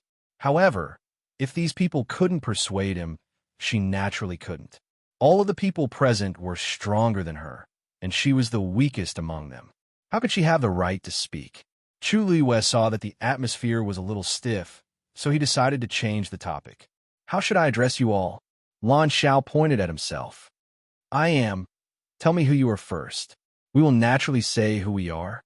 Duga Mabao suddenly spoke and interrupted Lan Xiao. Lan Xiao looked at him strangely. Didn't Rongxiu say that the girl still remembered him? Why was he still asking? Diwu Zhangzi gave Lan Xiao a look. The Bao wasn't asking for an answer. He was clearly asking for the girl's attitude. If she admitted it, it would prove that she trusted them. If you don't admit it, then there would be a lot of trouble today. Lan Xiao then understood. He calculated in his heart and instantly felt that this question was very necessary. Thus, the three of them looked at Chu Luiwei and waited for her answer. Chu Luiwei's eyebrows twitched. It seemed that these people were clearly planning to get an answer from her. She pursed her lips and fell in a deep thought. She really didn't remember knowing these people. It was really too difficult for her to admit her identity to a few strangers. After all, she didn't even reveal anything to Yuchi Song and the rest. That was the biggest secret she was hiding. But she remembered very clearly that when she heard their voices for the first time, she did feel an inexplicable sense of familiarity. Even when they called her "Your girl," she didn't feel the slightest bit out of place. It seemed like it should be like that. Moreover, her intuition told her that these people wouldn't harm her. To her, this feeling definitely wouldn't arise for no reason. So there really is something going on. However, with this big master beside her, it was really hard to say. After waiting for a while, Chu Luiwei still didn't say anything. Duga Mabao's face gradually turned cold. The aura around him quickly turned cold, as if the surrounding air was going to freeze. Then, he actually turned around and left. Lan Xiao and Diwu Zhangzi were both shocked. Why are you leaving all of a sudden?" Duga Mabao said coldly. "Why are you staying here if you don't leave?" Looking at that girl, it was obvious that she didn't trust them. Thinking about how he rushed over in a hurry, Duga Mabao was even angrier. He shouldn't have come. Diwu Zhangzi chased after him and said in a voice that only the few of them could hear, "Aya, it's not like you don't know her." She forgot. She had forgotten all of them. Wasn't it normal that she didn't trust them now? Didn't they see that she didn't even recognize Rongxiu? Lan Xiao couldn't help but say, "That's right. Why are you angry with her? You've waited for so many years and finally met her. Why do you have to make such a fuss? If you want to leave, leave by yourself." "I'm not leaving." Who knew what Rongxiu was planning to do if he was leaving? Upon hearing that, Duga Mabao walked even faster. Seeing that his figure was about to disappear into the darkness, Chu Yue's heart skipped a beat, and she suddenly blurted out, "Debao! Stop fooling around!" Duga Ma Bao suddenly stopped in his tracks. Lan Xiao and Diwu Zhangze widened their eyes in shock. Rong Xiu's gaze moved slightly. The entire space was dead silent. Chu Luiyue was dumbfounded after shouting that. What did she just say?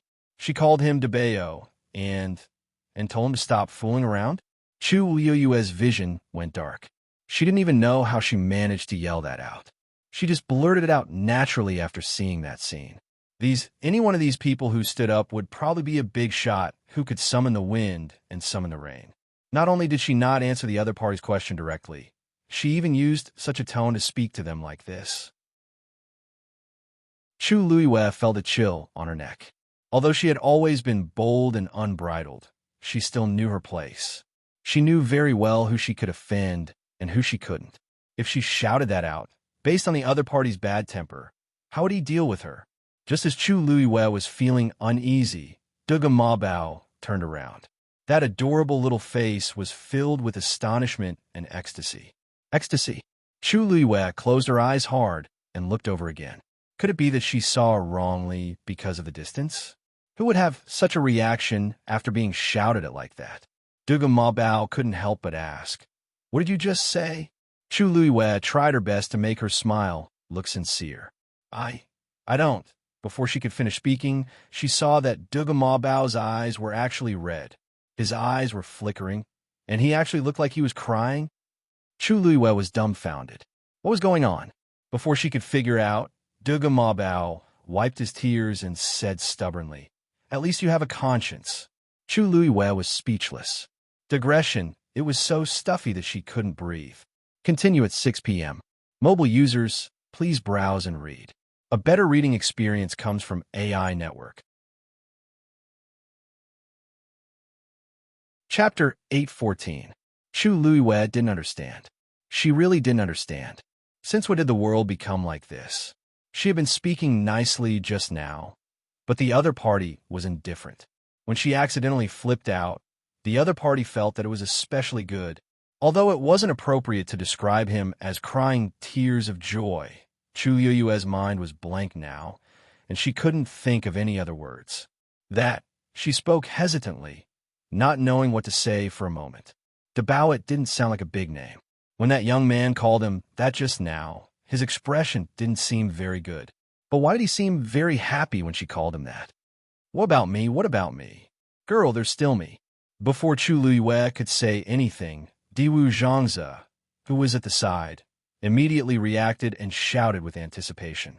Since the girl called him Debao, she would definitely be able to call out their titles too. Although she had forgotten all of them, some things had already become instinctive and wouldn't disappear just like that. Lan Xiao glanced at him with an unhappy expression and snorted. Children who know how to cause trouble get sweets. If it were any other time, Duga Ma Bao would definitely fight with Lan Xiao after hearing this. But he was in a good mood now and couldn't be bothered to argue with Lan Xiao. He didn't even look at Lan Xiao and replied confidently, "Cause trouble. Go ahead, who's stopping you? See if the girl called you or not." Lan Xiao gritted his teeth and controlled his expression with great difficulty. I'm not going to argue with a kid. This face was his favorite recently, and he couldn't ruin it casually. Not worth it, really not worth it. Duga Ma Bao couldn't be bothered to be angry with Lan Xiao now. His heart was filled with pride and joy now. Although he was already trying his best to control it, a smile still appeared from the corner of his eyes. Faced with Diwu Zhang's passionate question, Chu Yue's eyelids twitched. Shout what? Airbao. She really didn't remember. God knows how she managed to say that out loud, just now. Now, she could basically confirm that she did know these people before. However, it was still a mystery as to what their relationship was. The strength of these three people was tyrannical. Even if she was once at her peak, she was still not enough to look at in front of them. Logically speaking, she should be very respectful to these three people. But just now, she really blurted it out. How bold must she be to dare to do this? Diwu Zhangze waited for quite a while. Seeing that Chu Luiyue still hadn't spoken, he began to feel a little anxious. Lass, think about it again. It's me. My name has 4 words. He's Diwu Zhangze. Duga Ma Bao said directly. Diwu Zhangze's expression froze, and the veins on his forehead throbbed. Debeo, what are you doing? Can't you see that she can't think of anything? It's already not easy to remember me. Why do you guys have such high expectations? Besides, my name also has 4 characters. If she could really remember your name, would she still need a reminder? Duga Ma Bao pointed at Lan Xiao. I'm Lan Xiao. Lan Xiao was very straightforward. He directly reported his name and rolled his eyes at Duga Ma Bao. Chu Luiwei was a little embarrassed. Now, among these 3 people, she only didn't know Debeo's name. She quickly searched in her mind. There didn't seem to be any powerful people with these names in the Tianling dynasty. From their appearance, there didn't seem to be anyone who matched these people. Then, these people were either hidden powerful people or not from the Tianling dynasty. She politely bowed to them one by one. Lan Xiao sighed, a little disappointed. Looking at her like this, she really didn't remember much. Being able to shout out that sentence just now should be a pleasant surprise already. It's all because that little brat is the most troublesome. Now that she has lost her memory, she can still say this subconsciously. Diwu Zhangze was interrupted, but he had always been a gentle person, so he didn't care about this. It's always good that this lass can remember a little. She'll definitely gradually remember in the future. Seeing that their attitudes had softened, Chu Luiwei deliberated for a moment and asked, Seniors? What seniors? Just call us like you did before. Lan Xiao wasn't used to hearing her speak like this, so he waved his hand. You used to call him Debeo, call me Lan Xiao, and call him Diwu. Even though Chu Luiwei felt that it was strange, she could only go with the flow and obediently nod her head since the other party had said so. You should be able to tell that I have indeed forgotten some things. As for your identities and how we met, I also don't remember clearly. Chu Luiwei spoke very tactfully, but Lan Xiao and the others were all smart people. They immediately understood that she was inquiring about some things in the past. Lan Xiao had just raised his head when he felt a ray of light landing on him. He looked up and saw Rongxiu looking at him with a heavy gaze. Lan Xiao suddenly remembered what Rongxiu said before. You now doesn't remember anything outside of the Tianling dynasty. If you were to tell her rashly, it might affect her cognition and recovery instead. It's best to let nature take its course. Lan Xiao's Adam's apple bobbed. Although he had always disliked Rongxiu, he agreed with what he said. After all, it was related to the last, so he had to be extra careful. Thinking of this, he changed the topic. We are all idle people, and our identities aren't important. However, we met in Dahuang Swamp previously. Chu Luiwei widened her eyes slightly in surprise. In Dahuang Swamp? She had come to Dahuang Swamp many times, but she didn't have any impression of these people. However, thinking about it carefully, she had always thought that her memory was complete. If it weren't for these successive events that continuously confirmed that she had indeed lost a part of her memory, she probably wouldn't have believed all of this. Then, her past with these people should also have been lost in that part of her memory.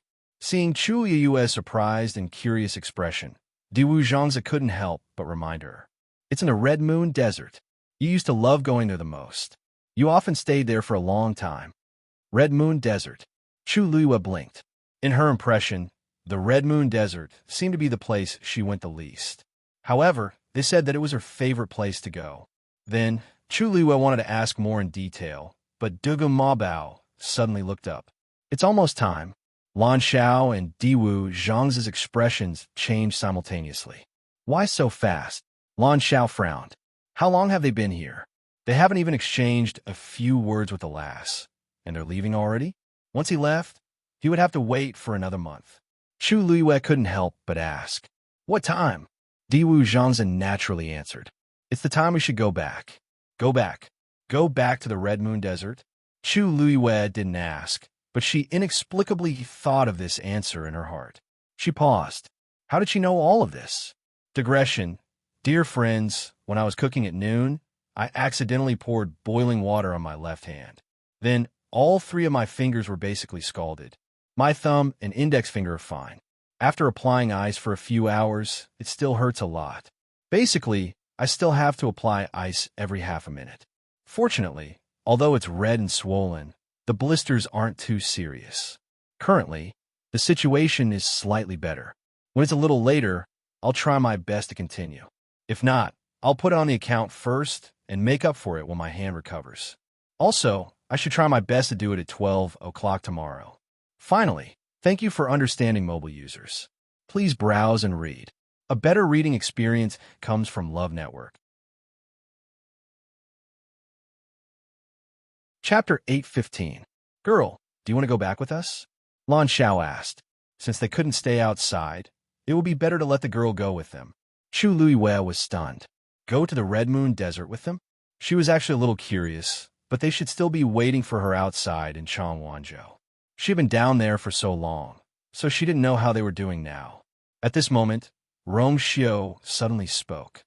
When I came, I saw a dancing lotus at Mirror Lake. Dancing lotus? Chu Luiwei was pleasantly surprised. This was a rare, heavenly treasure. Even she couldn't help but be tempted. Lan Xiao couldn't help but curse. How shameless. You know that the girl likes these things, so you purposely seduced her. Diwu Zhangzi shook his head. Sigh. It's a pity that no herbs grow well in the Red Moon Desert. If she wants other things, that's fine. We'll be able to scrape together what we can get. But these herbs, isn't this all because of your sins in the early years? Don't you know why the Red Moon Desert became like this? Duga Mabao glanced coldly at the two of them. Lan Xiao touched his chin. Don't say it as if it has nothing to do with you. You were the one who caused the most trouble back then. How dare he talk about them like this now? Duga Mabao choked and was speechless. Forget it. Didn't you see that the girl's eyes lit up when she heard about the dancing lotus?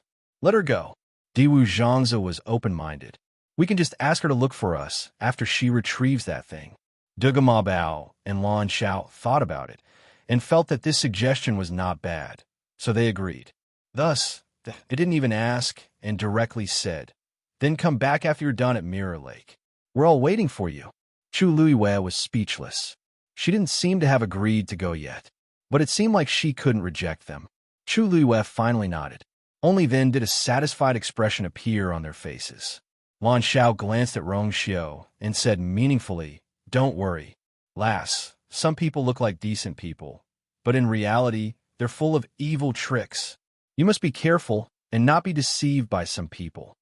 Chu Luiwei silently lowered his eyes. Was he talking about the first master? Although she also felt that this person wasn't simple, she didn't want to say that to his face. It could only be said that having strength meant having confidence. If it was the current her, she really couldn't afford to offend any of them. So we have to survive between the two sides. Rong Xiu was not angry when he heard this. These few people had always doted on you very much. Now that they knew that she had experienced so much, they would definitely be very distressed. This kind of attitude was probably due to the fact that she was still present. However, just as this thought flashed through his mind, Duga Mabao looked over. You keep up. Rong Xiu's brows twitched. As expected, he couldn't be too merciful to these people. How could he forget that they had never given him any leeway? Chu Luiwei looked at the first master, then at Duga Mabao and the rest. She narrowed her eyes. You guys know each other? At first, she couldn't tell, but after going back and forth, she really didn't hear that they were strangers. After she said that, both parties fell silent for a moment. No one denied it. Chu Luiwei's mood suddenly became very strange. Since they knew each other, why did Debao deliberately ask the first master to remove his mask so politely at the start? She faintly felt that there was a secret hidden in this. Thinking about it carefully, those words should have been said to her. Then, was it also because of her that the first master refused to remove his mask? A white light suddenly flashed in Chu Luiwei's mind. She suddenly realized something. She looked at the first master and stared at him. Could it be that she recognized the face under the mask? Chu Luiwei's heart suddenly started beating faster, and that familiar feeling became stronger. Rong Xiu's gaze turned slightly, avoiding her gaze, and walked towards Dugu Ma Bao and the rest. When they brushed past each other, Chu Liwei suddenly reached out and grabbed his wrist. Rongxiu avoided it silently. Chu Liwei looked up and asked word by word, "What are you afraid of, First Master?" If he wasn't guilty and was afraid of being recognized, why would he hide like this? The man opposite her didn't seem to be nervous at all. He only smiled faintly and said, "I'm sorry, my wife's family is very strict. She doesn't like me touching other women." Chu Liwei was suddenly stunned. She never thought that the other party would throw out such a sentence. This reason seemed ridiculous, but it didn't seem wrong. While she was still in a daze, Rongxiu walked over. Dugu Ma Bao's face was cold and solemn. Lan Zhao's eyes were full of disdain, and he couldn't help but spit. "Madam, isn't it just you?" After not seeing him for a few years, this fellow's acting skills have improved. When the truth is revealed and you knows his identity, let's see what will happen to him. Only Diwu Zhangzi gave him a thumbs up. Relying on the fact that you didn't remember anything, Rongxiu actually dared to lie to you so brazenly now. His guts were truly extraordinary. Rongxiu raised his brows slightly. "Everyone, please." Dugu Ma Bao glanced at Chu Liwei, who was standing far away. "I'll settle the score with this fellow when we get out. Let's go." As soon as he finished speaking, the few of them quickly flew up. Chu Liwei looked up. Suddenly, her gaze froze. Her heart suddenly skipped a beat. She had seen the First Master's back view before. The man in the octagonal pavilion by the cliff. Shi Ling. After Xiahou Tingan heard the news of Jiang Yuji and Xiahou Yushu's engagement, he dragged his injured body to the Xiahou residence. But after walking for a distance, his anger gradually subsided and his mind calmed down. It was currently daytime, and there were many people on the streets. If he returned to the Xiahou residence like this, he definitely wouldn't be able to do anything.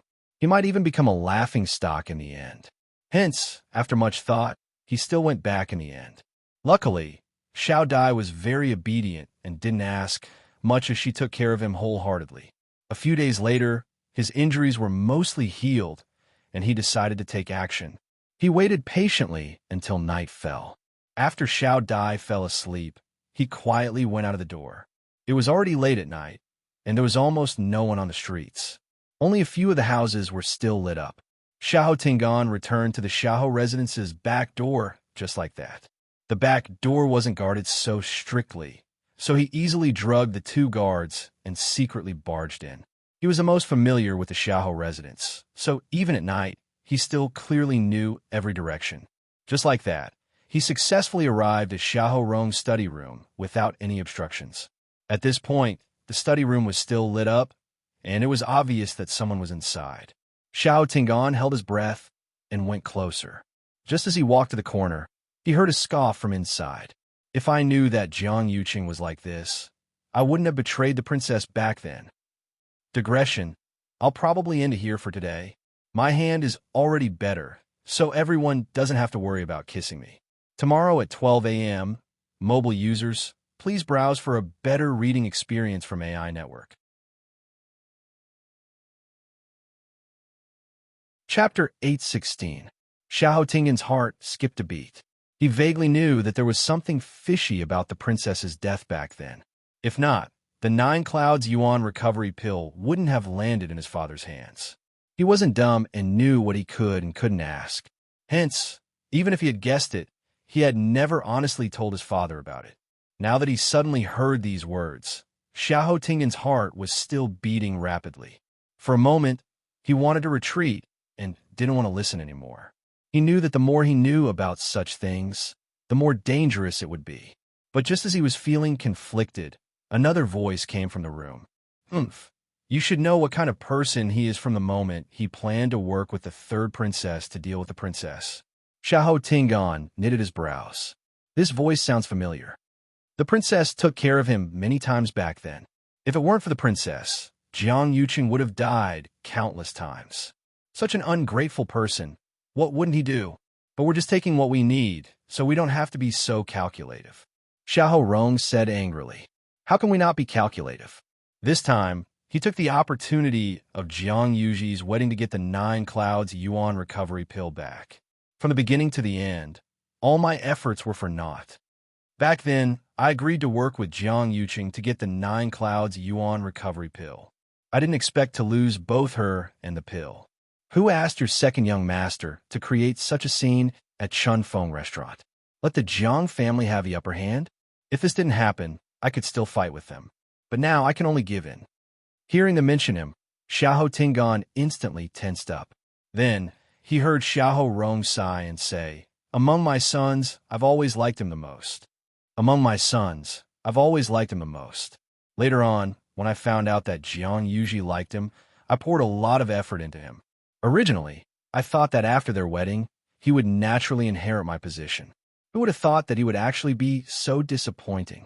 Xiahou Rong expected better from him. After knowing that Xiahou Tingan had a girl at Chunfeng restaurant, he knew that he was in big trouble. Originally, he wanted Xiahou Tingan to go to the Jiang residence personally to apologize, but he didn't know what was good for him and refused to do so. In the end, he was chased out of the Xiahou residence. Hearing this, Xiahou Tingan felt very upset. Just as he was hesitating whether to admit his mistake, he heard another man laugh. "So what if I don't live up to expectations? Wasn't there still third young master? In my opinion, he is much more mature than your second young master." From the beginning to the end of his marriage with Jiang Yuji, he had performed extremely well. It was said that he had been going to the Jiang residence to accompany Jiang Yuji every day for the past few days, and their relationship had developed quite well. Xiahou Rong smiled. "You're right. In the past, because of his mother's lowly birth, I never paid much attention to him.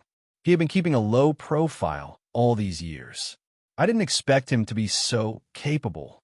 Compared to his second brother, he was much better. After this, second brother would probably be crippled. It would be good to let him wake up on his own." Xiahou Tingan was dazed. He didn't hear what they said after that. His mind was filled with Xiahou Rong's words. It had only been a few days, and Xiahou Yushu, that bastard, had already completely occupied his position. The last bit of hesitation in Xiahou Tingan's heart completely disappeared. Now that Jiang Yuqing has the upper hand in Xiling, it's not wise to fight with him anymore. That man persuaded. Xiahou Rong sneered.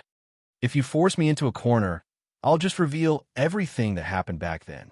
If I didn't help to forge the document, how could the princess have moved the 13 U guards out of Xiling back then? As long as the 13 U guards were around, Jiang Yuqing couldn't have succeeded. If he keeps forcing me, don't blame me for fighting to the death with him." Xiahou Tingan pressed his chest as his heart beat crazily, and his eyes were filled with shock. I see. When the princess got into trouble back then, the 13 U guards were indeed not in Xiling. Everyone only knew that something happened at the border, so the princess sent the 13 U guards to investigate, but they never returned. Not long after, Jiang Yuqing directly announced that the 13 U guards had betrayed their master and ordered them to be killed. Other than the most important few people, nobody knew why the princess sent all 13 of them out back then. According to her past habits, she would usually send a few people out and leave someone beside her. I didn't expect my father to be the one behind this. The current Jiang Yuqing can't be compared to the past. Even if you say those things now, who would believe it? The princess's death is linked, and you and I are just one of the links. Once he said that, the two people in the room didn't speak for a long time. After some time, that man seemed to be planning to leave. Forget it. Don't mention this in the future, lest you attract more trouble. Before he could finish speaking, a strange sound came from the yard. Who is it? Xiahou Rong hollered in the room. He immediately rushed out of the room.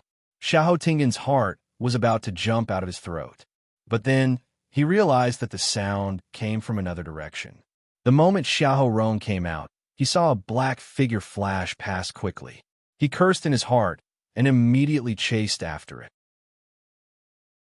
Previously, he specially asked the servants to leave and ordered that nobody could enter this place. In addition, he was filled with anger whenever he talked about Jiang Yuqing, which caused them to be careless and not even know that someone secretly came here. I don't know how much of what I just said was heard. Thinking of this, Xiahou Rong became even more nervous, and his heart burned. If someone finds out and spreads it, the consequences will be unimaginable. The person in the room also followed closely behind Xiahou Rong and left. However, he didn't chase after Xiahou Rong. Instead, he changed directions and left this place with a few leaps. Xiahou Tingan originally wanted to see who that person was, but he was worried that his identity would be exposed, so he didn't dare to move. Hence, he only saw that person's blurry back view in the dark. He thought for a while and didn't recognize that person's identity. But very quickly, he threw this matter to the back of his mind. This was because the study room was currently empty. It was a good chance to take action.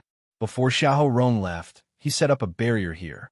However, this wasn't a problem for Xiahou Tingan. As he was doted on since he was young, Xiahou Tingan always carried the seal that could break Xiahou Rong's barrier. He took out the seal, and a faint light flashed across. Then, a wave-like barrier appeared in front of him. He injected his force into the seal and stuck it on the barrier. An opening instantly appeared. He stepped in. At this point, he didn't know that there was a figure following behind him like a shadow. Mobile users, please browse and read. A better reading experience comes from Love Network. Chapter 817. Xiahou Tingan silently entered the study. As Xiahou Rong had previously ordered that nobody was allowed to enter this yard without permission, this place was quiet, and there was no one else. Even if he discovered that someone had secretly barged in, Xiahou Rong didn't dare to make sound. He just ran out himself and wanted to catch that person personally. Why?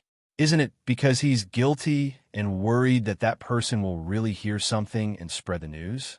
Hence, the entire Xiahou residence was still silent, and this matter didn't cause any commotion. This was Xiahou Rong's study. Not to mention ordinary people, even the young masters and young mistresses in the residence didn't dare to casually enter. But Xiahou Tingan was different. He was groomed as Xiahou Rong's successor, and he frequently entered this place, especially in the past 2 years. Hence, he was very familiar with everything here. He walked in and went straight to the table. There weren't many things on the table, and he roughly scanned through them. When he saw the pen rack, his eyes lit up. Then, he carefully moved the pen rack away bit by bit. A hidden compartment suddenly popped out from under the table. A bronze-colored key was placed in the middle of it. Xiahou Tingan took out the key and turned around to walk to the small couch. That was where Xiahou Rong usually rested when he was tired from reading. Walking to the side of the small couch, Xiahou Tingan's hand rubbed the side for a while, and he heard a kacha sound. The head of the small couch suddenly split open from the middle. Another hidden compartment popped out. A palm-sized black lacquered wooden box was quietly placed in the secret compartment. At first glance, this black wooden box looked very normal. But if one looked closely, they could see that it was covered with a layer of extremely faint silver light patterns. Xiahou Tingan knew that the 9 Clouds Yuan recovery pill was placed in the wooden box. The layer of silver light patterns on the outside was the barrier that this black wooden box carried.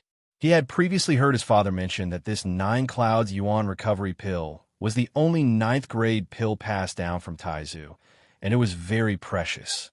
As for this black wooden box, it was personally created by the great ancestor. Even the barrier on it was personally set up by him. After thousands of years of inheritance, this barrier might have loosened, but every emperor would strengthen it. Hence, this seal was still very strong until today. It was precisely because of this that the black wooden box had an extremely dense aura, and it was extremely easy for others to find it. Hence, Xiahou Tingan came here today to directly take away the pills inside. Naturally, he couldn't deal with this barrier with his own strength alone. But he had the key. Most importantly, there was a drop of Empress Concubine's blood on the key.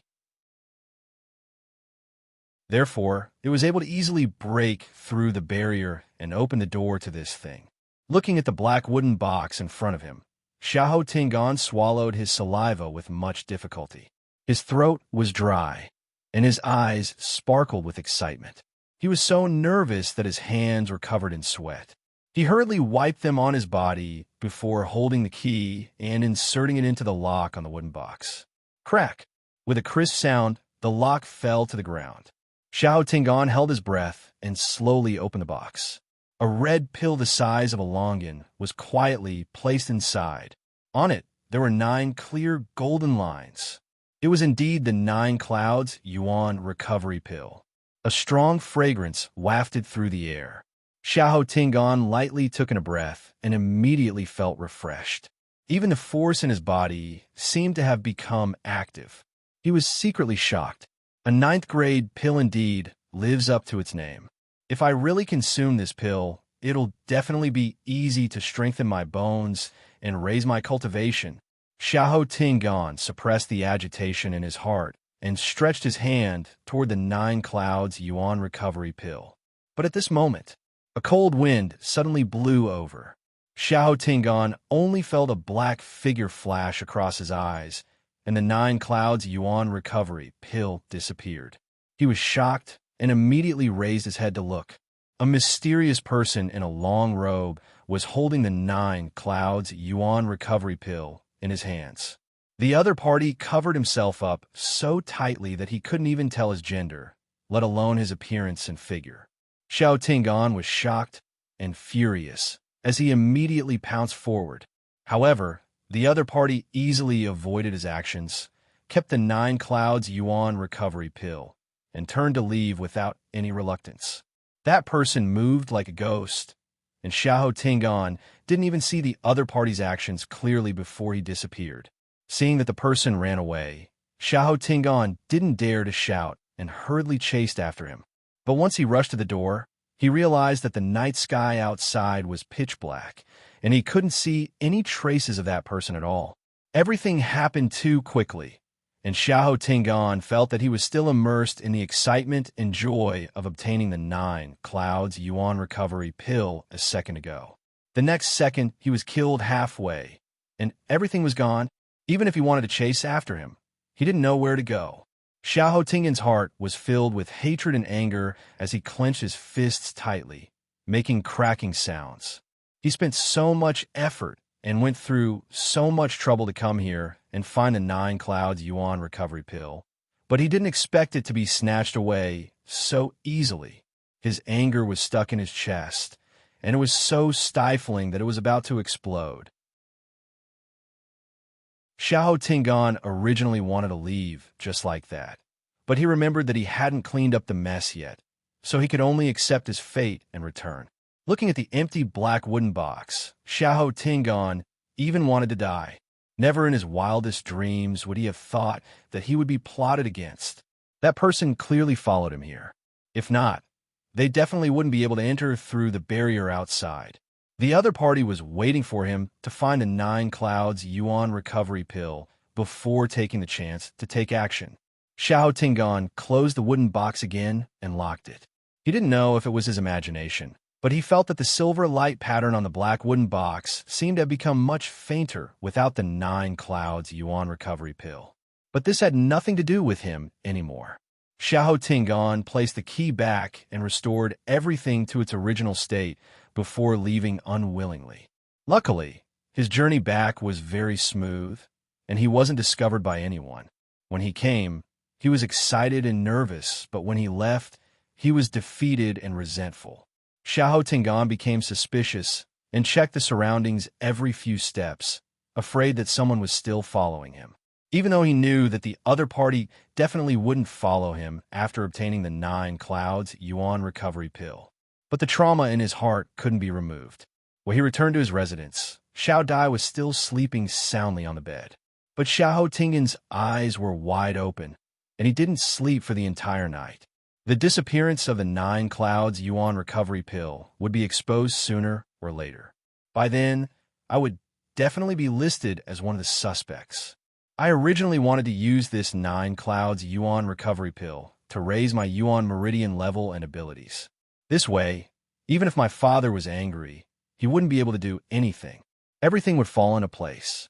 But now, that item was snatched away by a third person. If they found out that I was involved, I definitely wouldn't be able to avoid a basin of dirty water. Xiao Tingan thought for a long time. If it really doesn't work, I'll use the truth of the princess's death as a threat. Digression, my hand is much better. I'll continue updating at 6 p.m. Mobile users, please browse and read.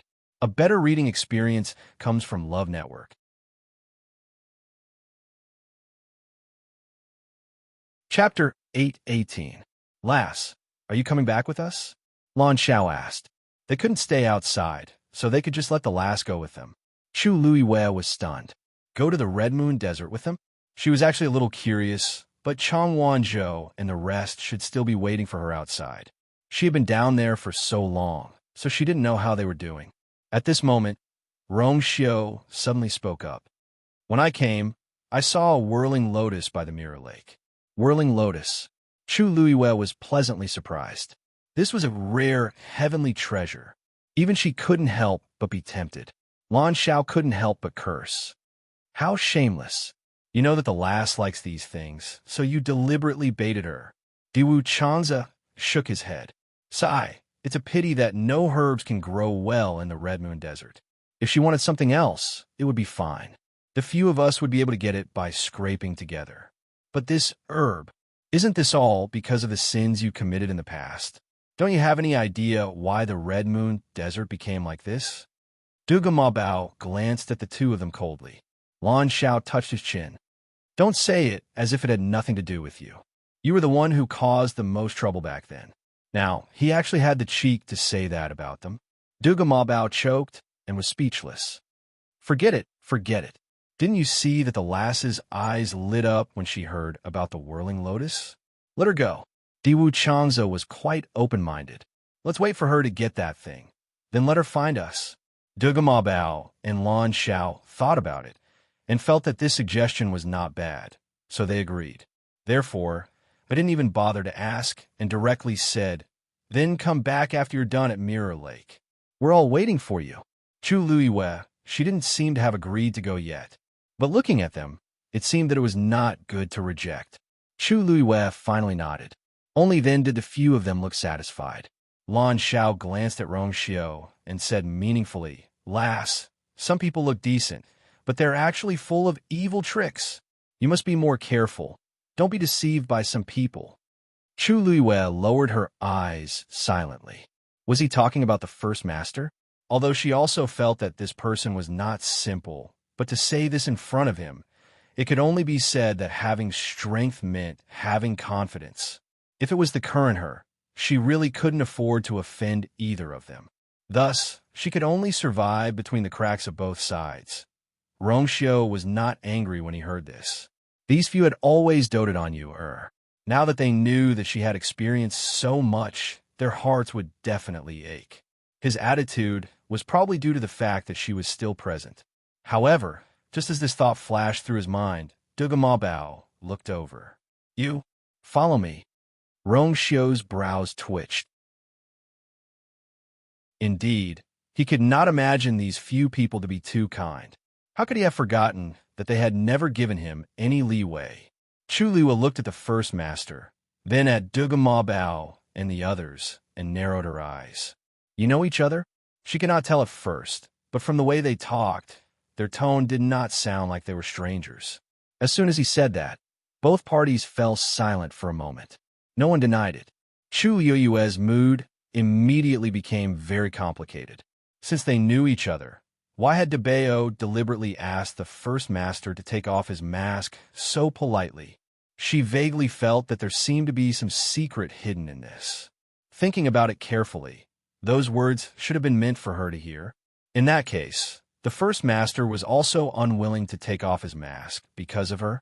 A white light suddenly flashed through Chu Luiwei's mind. She suddenly realized something and looked at the first master, her eyes fixed on him. Could it be that she recognized the face under the mask? Chu Luiwei's heart suddenly started beating rapidly. That familiar feeling grew stronger. Rong Xiu's gaze shifted slightly, avoiding her gaze. He walked towards Duga Mabao and the others. When they brushed past each other, Chu Luiwei suddenly reached out and grabbed his wrist. Rong Xiu quietly avoided it. Chu Luiwei looked up and asked word by word, "What is the first master afraid of?" If he was not guilty and afraid of being recognized, why would he hide like this? The man opposite her did not seem nervous at all. He only said with a faint smile, "I'm sorry. I'm sorry. My wife is very strict and doesn't like me touching other women." Chu Luiwei was suddenly stunned. She had never expected the other party to throw out such a sentence. This reason seemed ridiculous, but it also seemed like there was nothing wrong with it. While she was in a daze, Rong Xiu walked over. Duga Mabao's little face was cold. Lan Zhao's eyes were full of disdain, and he could not help but spit. "Wife, isn't it just you? After not seeing him for a few years, this kid's acting skills have gotten better.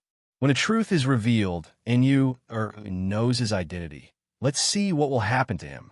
Only Diwu Changze gave him a thumbs up. Rong Xiu actually dared to lie to you so openly and brazenly just because the girl did not remember anything. He was really bold. Rong Xiu raised his brows slightly. "Everyone, please." Duga Mabao glanced at Chu Luiwei, who was standing in the distance. "I'll settle the score with this kid when we get out. Let's go." As soon as he said that, the few of them quickly flew up. Chu Luiwei looked up. Suddenly, her gaze froze. Her heart skipped a beat. She had seen the back view of the great master before. The man in the octagonal pavilion by the cliff. West Hill. After Xiahou Tingan heard about the engagement between Jiang Yushi and Xiahou Yushu, he dragged his injured body to Xiahou's residence. But after walking for a distance, the anger in him gradually subsided and his mind calmed down. It was daytime, and there were people walking to and fro on the streets. If he returned to Xiahou's residence like this, he would definitely not be able to do anything. He might even become a laughingstock in the end. So, after thinking about it, he decided to go back. Luckily, Xiao Dai was very obedient and didn't ask much, only doing her best to take care of him. After a few days, his injuries were mostly healed, and he decided to take action. He waited patiently until nighttime. After Xiao Dai fell asleep, he quietly left the house. It was already late at night, and there was almost no one on the streets. Only a few houses were still lit with a little light. Xiahou Tingan returned to the back door of Xiahou's residence like this. The security of the back door wasn't that strict, so he easily knocked out the 2 guards and snuck in. He was the most familiar with Xiahou's residence, so even at night, he knew every direction clearly. Just like this, he smoothly arrived at Xiahou Rong's study. At this time, the study was still lit, so there was obviously someone inside. Xiahou Tingan held his breath and approached. Just as he reached the corner of the wall, he heard a cold snort from inside. If I knew that Jiang Yucheng was like this, I wouldn't have betrayed the Empress concubine. Digression. This will probably be the end for today. My hand is already better, so everyone doesn't need to worry about kissing. Tomorrow, 12 a.m., mobile users please browse and read. For a better reading experience, please come to my website.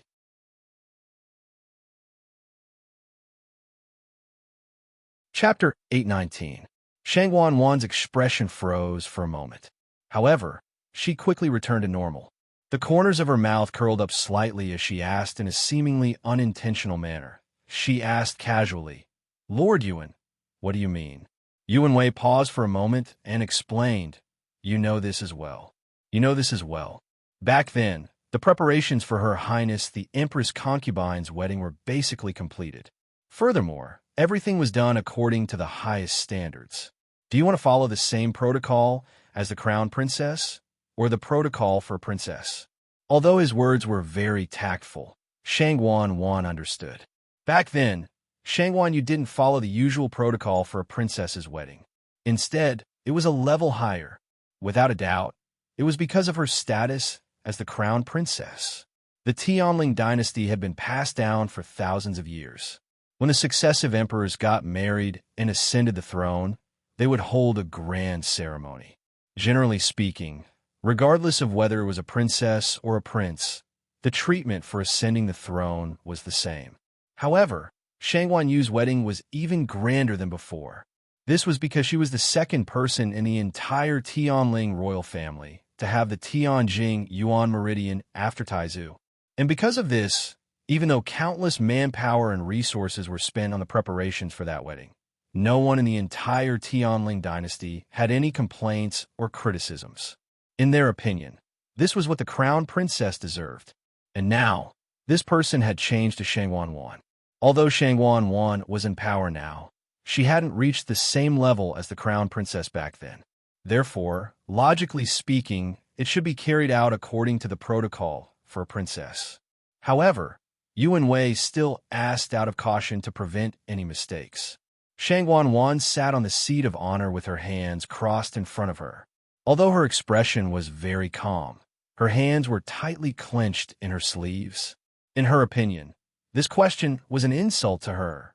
Since young, Shang Wanyu had been better than her in every aspect, from as small as a brush to as big as a palace. In every aspect, Shang Wanyu had always been better than her. Now that Shang Wanyu was finally dead, she had completely stepped on her bones. She had thought that she would be able to surpass Shang Wanyu forever, but she gradually realized that this was not the case. For example, the wedding ceremony. Of course, she wanted to follow the same standards as Shang Wanyu, but she couldn't do that, because she knew too well what kind of trouble such a choice would bring her. After a moment of silence, Shang Wanwan spoke. She tried to make her voice sound calm. How can this consort compare to eldest sister? Let's proceed according to the princess etiquette. The corners of her mouth curled up slightly, but her eyes were cold. Yuan Wei nodded slightly. Yes, everything is in accordance with His Highness's orders. Also, he paused and seemed to want to say something, but hesitated. Shang Wanwan raised her eyebrows.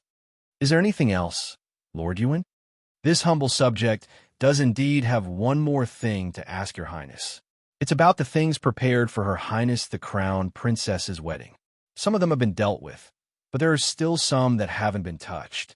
For example, there are some treasures that were specially selected for the wedding. How do you plan to deal with them? Back then, Shang Wanyu's wedding was extremely luxurious and honorable.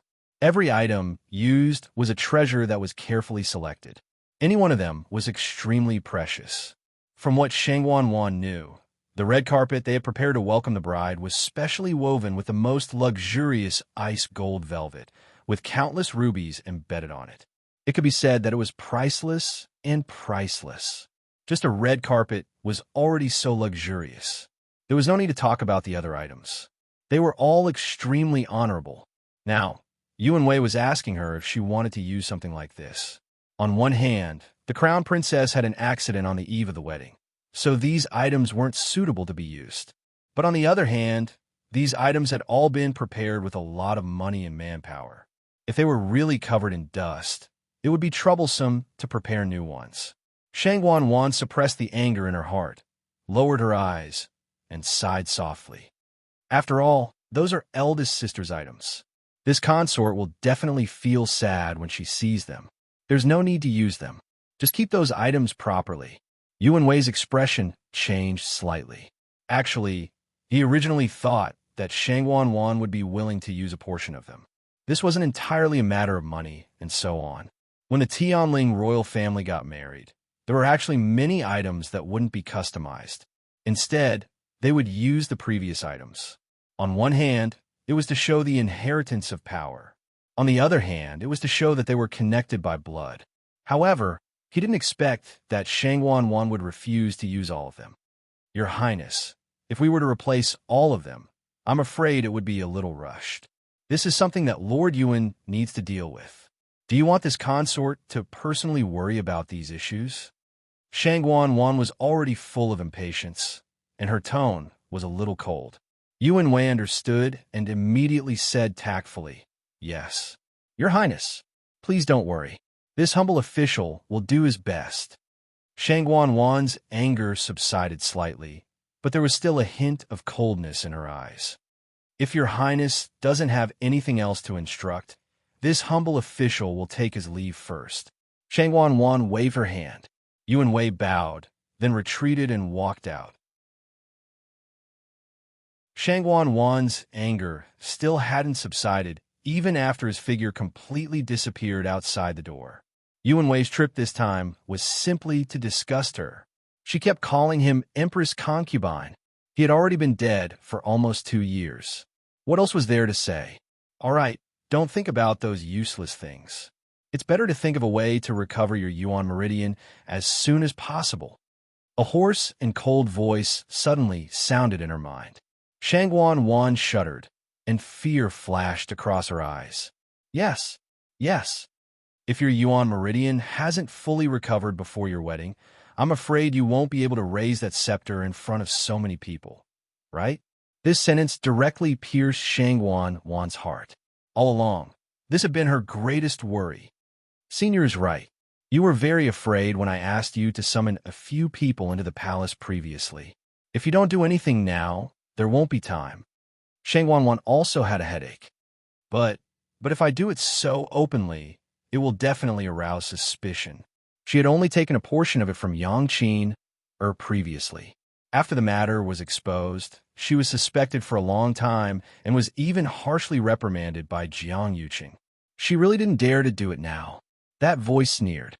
If you don't dare to call them over, why don't you go out and find them yourself? Go out? But don't worry, I will help you when the time comes. Yes. After Duga Ma Bao and the others left, Chu Luiwei looked at the black figure and sank into deep shock. She didn't recover for a long time. She had seen the first master before. She must have interacted with him before. Moreover, in that dreamlike illusion, his tone was so intimate and gentle. He called her An absurd guess suddenly rose in Chu Liuyue's heart. He is, digression, today at 4 p.m. As an injured person, Ben February finally had a legitimate reason to not update his novel. Sop. Will I start to recover tomorrow at 5 p.m. or noon?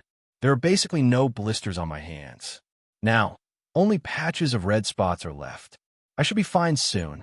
Love mobile users, please browse and read. A better reading experience comes from Love Network.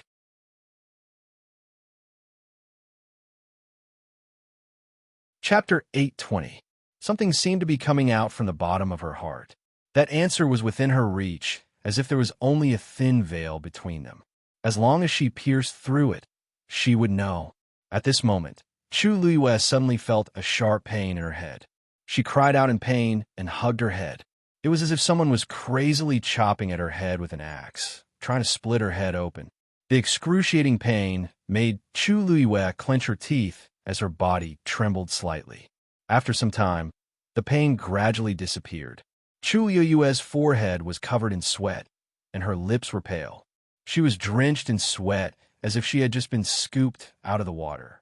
She leaned against the stone wall at the side and rested for a while before she gradually recovered. She was clearly very close to that answer, but there seemed to be an invisible hand stopping her, not allowing her to take another step forward. Chu Luiwei let out a long breath and looked up at the darkness. There seemed to be waves in the depths of her eyes. The first master would definitely recognize her. It's also very likely that they were very close in the past.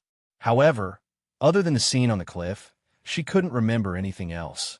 After standing in the same spot and thinking for a while, Chu Luiwei finally decided to put this matter aside.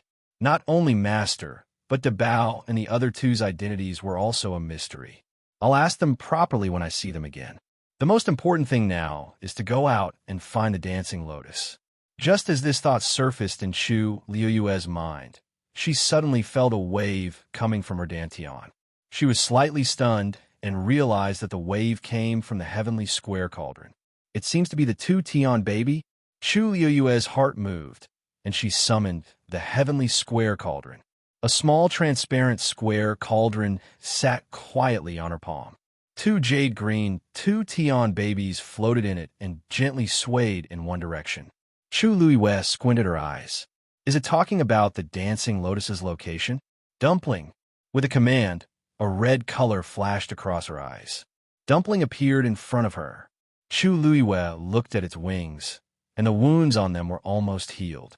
The divine beast's recovery ability was strong to begin with. In addition, Dumpling was a red-tailed red phoenix with an extremely strong bloodline. Naturally, it was needless to say. In addition, the 2 Tian baby had now submitted to Chu Luiwei. The power it had left behind would not cause any harm to Dumpling. On the contrary, It would be even more beneficial. As long as one did not look carefully, one would not be able to tell that he had been injured. Chu Luiyue felt slightly relieved. Hula, Dumpling spread its wings, and Chu Luiyue jumped onto its back. Go! Chu Luiyue shouted. Dumpling let out a clear cry and flapped its wings. He leaped into the air. Screech! This clear sound of breaking through the clouds immediately attracted the attention of the few people waiting outside. The few of them seemed to have sensed it and looked up in unison. That already withered Wan Yeshan suddenly started to break inch by inch and silently turned into powder. It scattered with the wind. Qin narrowed his eyes. Lei Laosi looked at his big brother excitedly, and when he saw his big brother's expression, he became even more agitated. Chang Wanzhou's eyes were fixed on her. His soft, short blonde hair covered most of his eyes, but there was a rare hint of nervousness on his handsome face. Mu Hongyu was originally cultivating, but when she heard the sound, she quickly opened her eyes. Song Tsong, who was beside her, already couldn't help but take 2 steps forward with respect in its eyes. Yi Ran acutely sensed the change in the surrounding atmosphere, and his eyes lit up as he asked Mu Hongyu softly, "Are you coming? Is Luyu coming out?" The moment he said that, a gigantic figure rapidly rushed out from below. The sharp sound of something breaking through the air was heard. A red tail swept across the sky like a fire. It was the red-tailed phoenix. Everyone looked over and saw a girl standing on the red-tailed phoenix's back. Her shoulders were straight as she stood against the wind, and her black hair fluttered in the wind. If it wasn't Chu Luiyue, who else could it be? After staying in the dark space for too long, she still wasn't used to it when she suddenly came out. Luckily, it was before dawn, and the blue sky revealed a faint light. Chu Luiyue closed her eyes and quickly saw the scene in front of her clearly. She scanned the area from the corner of her eyes and saw that the entire mystic forest below had withered. At a glance, it was silent and had a sinister aura. Not far from the gradually dissipating mother tree, there were a few people standing. Luyu! Mu Hongyu couldn't hold it in and shouted first. She kept waving at Chu Luiyue excitedly and joyfully. Luyu, we're here. Yi Ran was also so agitated that his face flushed red. It's really her. She really came out. After such a long wait, nobody knew what kind of torture they went through in their hearts. But it was worth it just for this moment. Chang Wanzhou pressed his lips together. Even though he didn't have much of an expression on his face, his amber-like eyes seemed to be twinkling with stars. I know. I've always known. She will definitely be safe and sound. Lei Laoxi's hanging heart finally relaxed as he waved his fists and laughed out loud. Ha ha! I knew it. I knew it. What kind of person is Her Highness? This isn't a problem at all. Qin Yi's lips curved up slightly as he stood with his hands behind his back and looked up at that girl. She was like a god of war that came back from hell as she exuded a valiant and cold aura from head to toe, making people subconsciously submit to her. Even if she was in a dangerous situation, she would definitely think of ways to solve all her difficulties and stand up again. This is the Her Highness we've been following. Seeing these few people, Chu Luiyue's heart suddenly felt warm. In an instant, all her limbs and bones seemed to be smooth. No matter what the situation is, there will always be people waiting for me relentlessly. Meeting the few people's expectant and joyful gazes, Chu Luiyue finally understood. She had never been alone in this battle. Dumpling, let's go down, said Chu Luiyue with a smile. Dumpling responded, flapped its wings, and swooped down toward the ground again. The strong aura of a legendary fiend instantly enveloped the entire space. Chu Luiyue leaped up and jumped down. Mu Hongyu and Yi Ran immediately rushed forward, but when they reached Chu Luiyue, they widened their eyes in disbelief and stared at her without blinking. Luyu? Luyu, it's really you. Chu Luiyue smiled brightly, and her eyes curved into crescents as she pinched the two people's faces. Of course, it's really me. Mu Hongyu was slightly better, but Yi Ran's eyes directly reddened. That's great. I thought As he spoke, his voice already sounded like he was about to cry. Chu Yue's heart warmed up. Don't worry, I'm fine. Aren't I perfectly fine? She then looked up at the remaining 3 people. Countless emotions gathered in her heart, and in the end, they turned into one sentence. Thank you for being willing to wait for me. I'm back. A better reading experience came from the Love Network.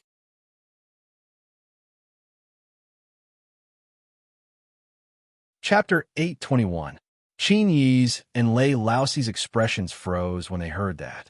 Only they knew the true meaning of this sentence. Not only was she Chu Luiyue, but she was also Shang Wanyu. This empire originally belonged to her, but it was snatched away by someone using despicable means. Now, she was finally back, and she was going to take back everything that she had lost. The woman in front of them was dressed normally, and her shoulders were thin. However, her pair of black, jade-like eyes had a noble aura that looked down on the world. If it weren't for the fact that Mu Hongyu and the other 2 were still here, Lei Laoxi would have knelt down on one knee and greeted her. Her Highness is indeed still Her Highness. Our long wait wasn't in vain at all. Qin Yi glanced at him with a gentle gaze. We've been staying here for close to 2 years. Actually, even we didn't know if Her Highness was still alive or when she would return. From start to end, we relied on our stubbornness to persevere. Now, we can finally see the moon after parting the dark clouds. Not to mention Old Four, but even his heart was surging with emotions. Chang Wanzhou seemed to have sensed something and glanced over. For some reason, he felt that Qin Yi and Lei Laoxi treated Chu Luiyue differently. Even though he didn't know much about the ways of the world, he had the sharp instincts of a wild beast. If not for this, he wouldn't have been able to stay with them with such ease and wait for Chu Luiyue to come out together. He looked at Chu Luiyue and saw that her eyes were so deep that he couldn't see the bottom of them. It seemed like she was hiding a lot of secrets. Chang Wanzhou looked down. Since she doesn't want to say it now, I won't ask. There will come a day when she wants to say it, and she will naturally say it. Liu, why were you trapped down there for so long? What exactly happened in between? How did you come out? After confirming that Chu Luiyue had returned safely, Mu Hongyu was completely relieved. The moment she relaxed, she couldn't help but ask a series of questions in one breath. Chu Luiyue was caught between laughter and tears. It's a long story. I'll tell you all about it when we get back. Yi Ranran exclaimed. Liu, you seem to have broken through again? Chu Luiyue blinked. She had stayed in the 2 Tian babies' god's domain for more than a year. It would be strange if she hadn't made a breakthrough. Her current realm was already peak rank 5. He was only one step away from becoming a rank 6 warrior. In fact, she had already felt that she had touched that invisible barrier several times before. It was just that she didn't have the time to focus on breaking through, so she suppressed it. As long as she wanted to, she could actually step into the rank 6 warrior realm at any time. I was just lucky, Chu Luiyue explained simply. Yi Ranran's round little face was full of amazement. Master said that luck is also a part of strength.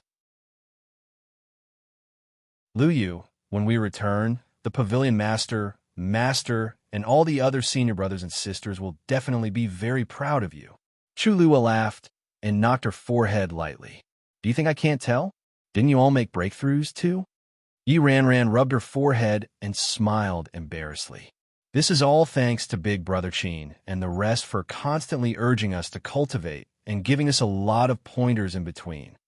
Chu Yue's smile deepened as she looked at the Qin-Yi duo with a teasing look in her eyes.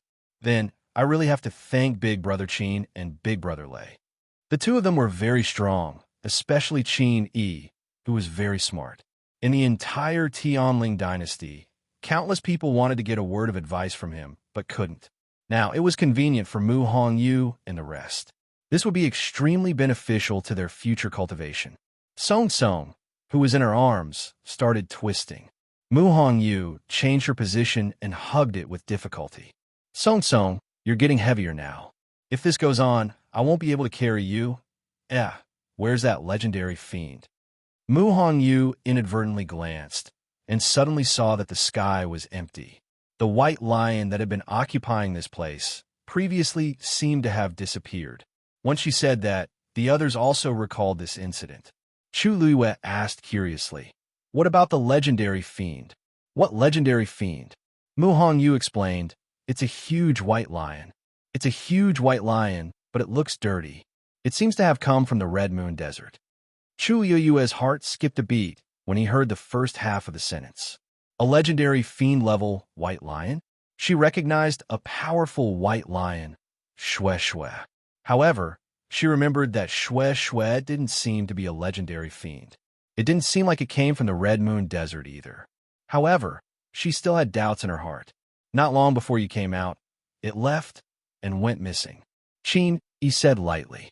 Chu Luiyue nodded thoughtfully and temporarily suppressed the doubts in her heart. She scanned her surroundings and asked thoughtfully, "Did the others leave already?" The moment she said that, the entire place fell silent for a moment. "Qin," he said lightly, "Shangguan Wan and the others thought that you were dead, so they quickly left with their men, leaving only the few of us here." Chu Luiyue nodded. "This is something that Shangguan Wan would do. Originally, Senior Brother Zhu Hong and the others wanted to stay and wait for you, but Big Brother Qin said that it was too dangerous here and persuaded them to go back." Mu Hongyu added. Chu Luiyue chuckled. "Their men were all injured back then, so of course they had to go back quickly. After all, they're taught by Dragon Teeth Mountain, so there's nothing to criticize about their character." Yi Ranran asked, "All right, let's go back now then, Luyu. Pavilion Master and Master must be anxious from waiting." Most of the people had already gone back, and only they were still waiting here. The key point was that they couldn't send any news back. I don't know how those people explained it to Pavilion Master and the others when they went back.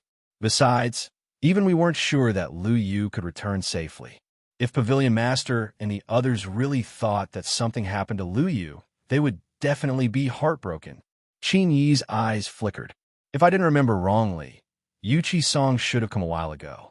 It's a pity that Jiang Yuqing and the others were with him back then. So Qin Yi didn't let them in. However, Yu Chi Song should be able to guess something. Chu Luiyue shook her head lightly. "No hurry. I have something else to do now." "What?" The few of them looked over with some doubts. Chu Luiyue raised her hand and pointed in the direction of Mirror Lake. "Retrieve the dancing lotus." A ray of white appeared at the edge of the blue sky. Then, a ray of light pierced through the thick clouds and shone out. The entire sky was gradually dyed orange-red. Finally, a bright red sun leaped out from the sea of clouds. In the Red Moon Desert, the chilly night air quickly dissipated, and under the sunlight, it gradually became boiling hot.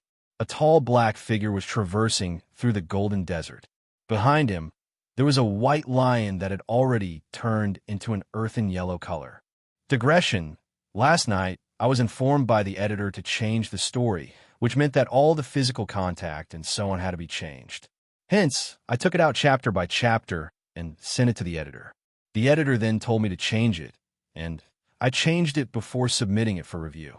Finally, I changed it to 1 p.m. yesterday, and I felt terrible.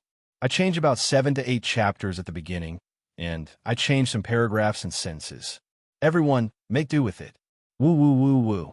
At this moment, I'm so glad that Rong Xiu was locked up in the little black room for so long. Woo woo woo. I'll continue at 6 p.m. Woo woo woo. Mobile users, please browse and read. A better reading experience comes from Love Network.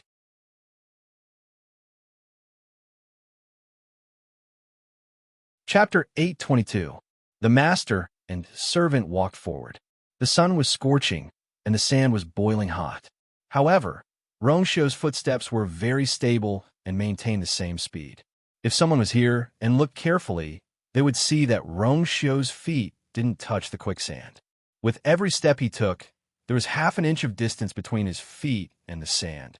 It looked like he was walking in the desert, but he was actually walking in the air. He didn't leave any traces behind. Xue Xue followed behind and did the same. Looks like you didn't waste these few years. You've already cultivated your movement skills to such a level. Duga Mabao's voice sounded as if it was right beside his ear. Rong Xiu smiled. Thank you for your praise, senior. Duga Mabao snorted. They wanted to teach this kid a lesson, but they realized that their previous methods were no longer a threat to him. Rongxiu was already very relaxed when dealing with all of this. However, no matter how they asked, Rongxiu refused to reveal what happened to her and insisted on waiting for her to tell them herself. But now, she didn't even remember who they were. What else could she say? Lan Xiao sighed and couldn't help but say, if only we could leave this godforsaken place. Why do we have to be entangled with this kid? Diwu Zhangzi said calmly. Stop daydreaming. Who's daydreaming? Lan Xiao retorted unhappily. If nothing happened to her, and everything went smoothly, we might have been released by now. Who knew that so many things would happen in between? They had been waiting here for too long. It wasn't easy for them to meet a girl and see a glimmer of hope. It was obvious that they had to wait from the beginning again. There's no need to think about it now. She hasn't even broken through to become a stage 6 warrior. Diwu Zhangzi paused, and his tone became more serious. More importantly, she doesn't have the Tianjing Yuan Meridian anymore. As soon as he finished speaking, the surroundings fell silent. Duga Mabao and Lan Xiao were speechless, because this was what they were most worried about. With their strength, even if they did not personally check Chu Liyue's pulse, they could still roughly determine her Yuan Meridian level based on the flow of energy in her body. That was definitely the Daijing Yuan Meridian and not the Tianjing Yuan Meridian. Even if she doesn't have the Tianjing Yuan Meridian now, she will definitely become a top expert in the world in the future. Duga Mabao suddenly spoke, his tone firm. That was the confidence and pride that came from one's own strength. The few of us taught him together. No one can compete with him. If she forgets, we can just do it again. The West Hill. The Jiang mansion had been very lively recently.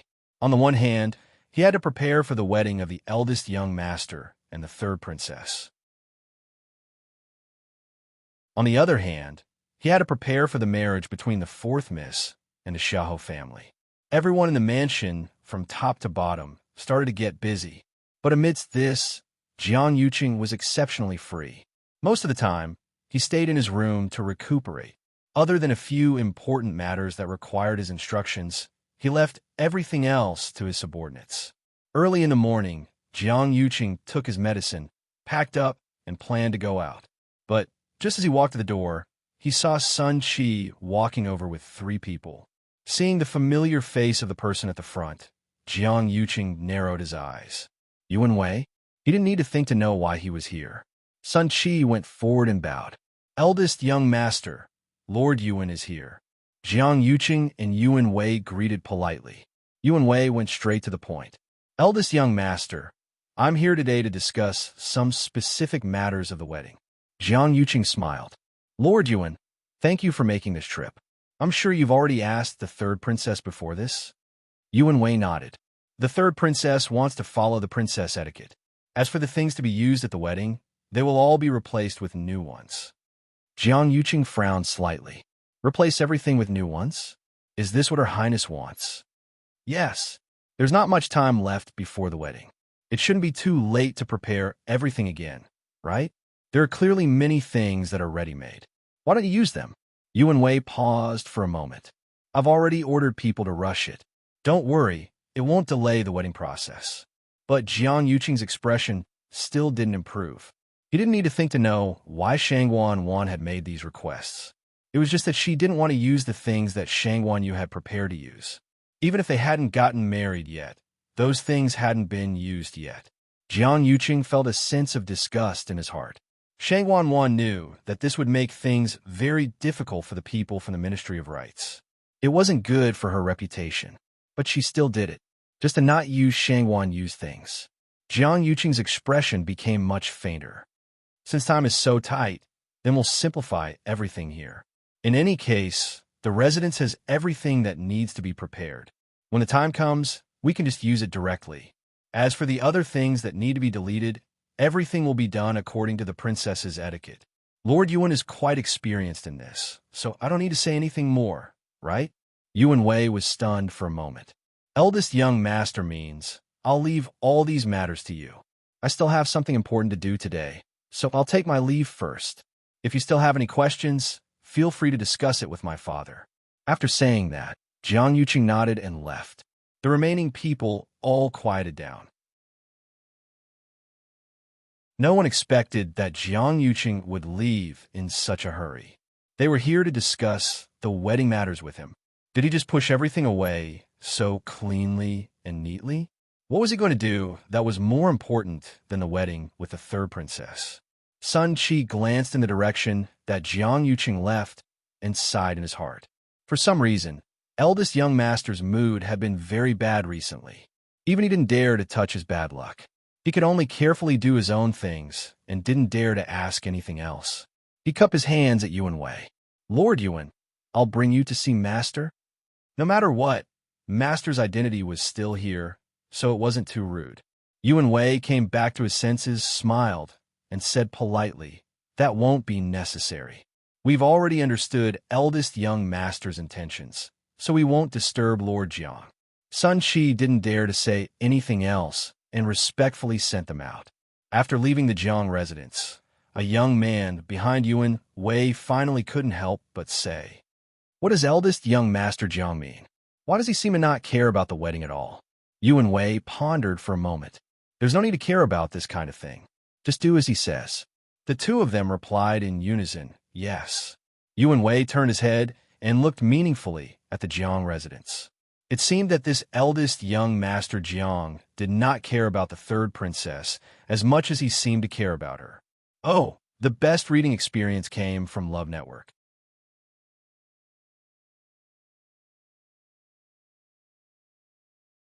Chapter 823. Jiang Yuqing meant that everything here was still the same as before.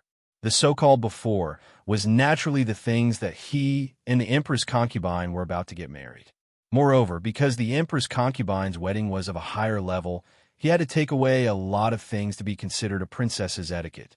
The third princess meant that she didn't want to use Her Highness the Empress concubine's things to avoid evoking memories of the past. He had clearly conveyed this meaning to Jiang Yuqing, but Jiang Yuqing still made this decision. On the bright side, he was pressed for time and was trying to reduce the pressure on everyone. On the other hand, he was simply ignoring the third princess's feelings. If Jiang Yuqing really had feelings for the third princess, he definitely wouldn't choose to do this. This wedding ceremony would also be the third princess's ascension ceremony. At that time, it would definitely be the center of attention. At that time, everything at the ceremony could become the talk of the entire Tianling dynasty. Therefore, everything had to be done with extreme caution. Logically speaking, Jiang Yuqing should be particularly concerned about these things. But he didn't expect his attitude to be so perfunctory. Thinking back, when he was preparing for the Empress concubine's wedding 2 years ago, everything in the Jiang residence was personally checked by Jiang Yuqing. Yuan Wei's expression changed and finally returned to calmness. He retracted his gaze and turned to leave with the two of them. Let's go. Our time is tight. Jiang Yuqing indeed didn't take the wedding to heart. He didn't even want to think about it, because as long as he thought of this, he couldn't help but remember Shangwan Wan's scarred face and her resentful and sinister expression. Jiang Yuqing had long known what kind of personality she had, but she hadn't gone so far in the past, so he turned a blind eye and didn't fuss too much. But now, Shangwan Wan had become very sensitive and often lost her temper like a neurotic. Over and over again, the little bit of liking in his heart had long been wiped clean. If it weren't for her, why would he choose to marry her? Jiang Yuqing's face grew colder and colder. He walked alone to a remote corner of the Jiang mansion. This was an abandoned courtyard. It looked cold and cheerless, and the weeds at the entrance had not been cleaned up. Jiang Yuqing didn't stop. He walked straight ahead and pushed open the door. Inside the door, there were 2 guards standing on either side. Seeing that the visitor was Jiang Yuqing, the two of them saluted together. Greetings, young master. Jiang Yuqing nodded. How has he been recently? One of them said respectfully. At first, he was a little dishonest, but now he's obedient. Was eldest young master going to meet him personally? Hearing Jiang Yuqing's faint, the guard hurriedly led the way. Young master, this way please. The two of them walked towards a room inside. If someone were to barge in at this moment, they would sense that there were several hidden auras in this seemingly desolate courtyard. Ordinary people could not easily break in, because This was actually the place where Jiang Yuqing locked people up. The people of the Jiang mansion also knew that this was Jiang Yuqing's territory and would never come here without permission. Jiang Yuqing followed the guard to one of the rooms. With a creak, the door was slowly opened. Jiang Yuqing walked in. The guard considerately closed the door again and waited quietly outside. This room was not big, and there was dust everywhere. It seemed that no one had been here for a long time. Jiang Yuqing didn't stop. He walked past the screen and entered the side room. This was a dim and narrow space. It couldn't even accommodate a person lying flat. And inside, there was a person sitting on his knees against the wall. All kinds of unpleasant smells mixed with a strong smell of blood rushed to his face. But Jiang Yuqing's expression didn't change. This kind of scene was too common for him. Hearing someone come, the man slowly raised his head. His originally sturdy body had become emaciated after a long period of torture. His cheeks and eye sockets were deeply sunken. Under his messy hair, one could see that he was missing an ear. There was a bowl-sized scar there. This person was Qi Dai, who was imprisoned by Jiang Yuqing that day. Seeing the person who came, Qi Dai's eyes moved, but the bottom of his eyes was scarlet. Jiang Yuqing looked at him condescendingly. How does it feel to be bitten by the messed yuan gravel?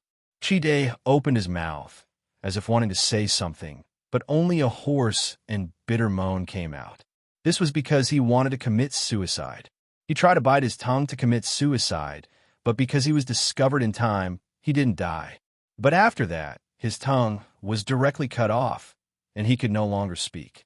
He reached out, as if wanting to grab Jiang Yuqing. But just as he moved, there was the sound of chains vibrating. It turned out that his 4 limbs had been locked by iron chains, and he had completely lost his freedom. His emaciated hands, which were as thin as skin and bones, clawed at the air. The veins on the back of his hands were bulging, and there were also shocking bloodstains. In the end, he still didn't catch anything, only empty air. Jiang Yuqing's voice was calm and cold. Don't worry, you can come out today. Chongshu Pavilion's Pavilion Master Wei Qi is looking for you. Qi Dai panicked, and deep despair appeared in his eyes. He desperately hid behind him, but this space was so narrow that his body couldn't even move, let alone escape. Jiang Yuqing raised his hand. A cloud of brownish-yellow powder spread out. Qi Dai gradually stopped struggling and fainted. Jiang Yuqing lowered his eyes and lifted his sleeves. On his arm, a scar stretched across, hideous and terrifying. The faint red line was almost invisible. This degree of scar could actually be repaired, but of course he wouldn't do so. Then, Jiang Yuqing leaned over and checked the same position on Qi Dai's arm. Sure enough, a similar red line had already appeared.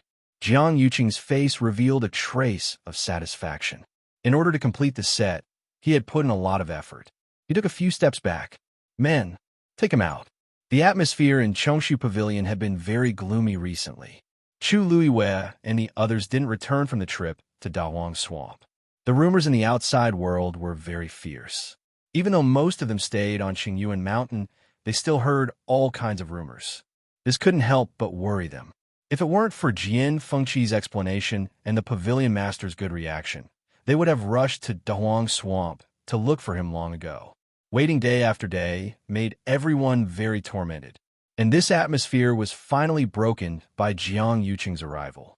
When the news came, Yuqi Song was taking care of those herbs in the herb garden. Hearing that Jiang Yuqing had brought someone, Yuqi Song frowned and ordered someone to tell Jiang Yuqing to wait first. It wasn't until he had taken care of all the herb garden that he went to see Jiang Yuqing. Yuqi Song had just crossed the threshold with 1 foot when Jiang Yuqing, who had been waiting in the room for a long time, stood up and said, "Pavilion Master Yuqi, I've helped you find the person you wanted." Digression, there were a few pieces of skin on his hand, probably because of the burns, and they were about to fade. Overall, there were no major problems. The 5th update was about 7 o'clock. Cough, cough, sorry. Your wounded Fei Yue is rushing to the front line with a stretcher. Mobile users, please browse and read. A better reading experience comes from Love Network.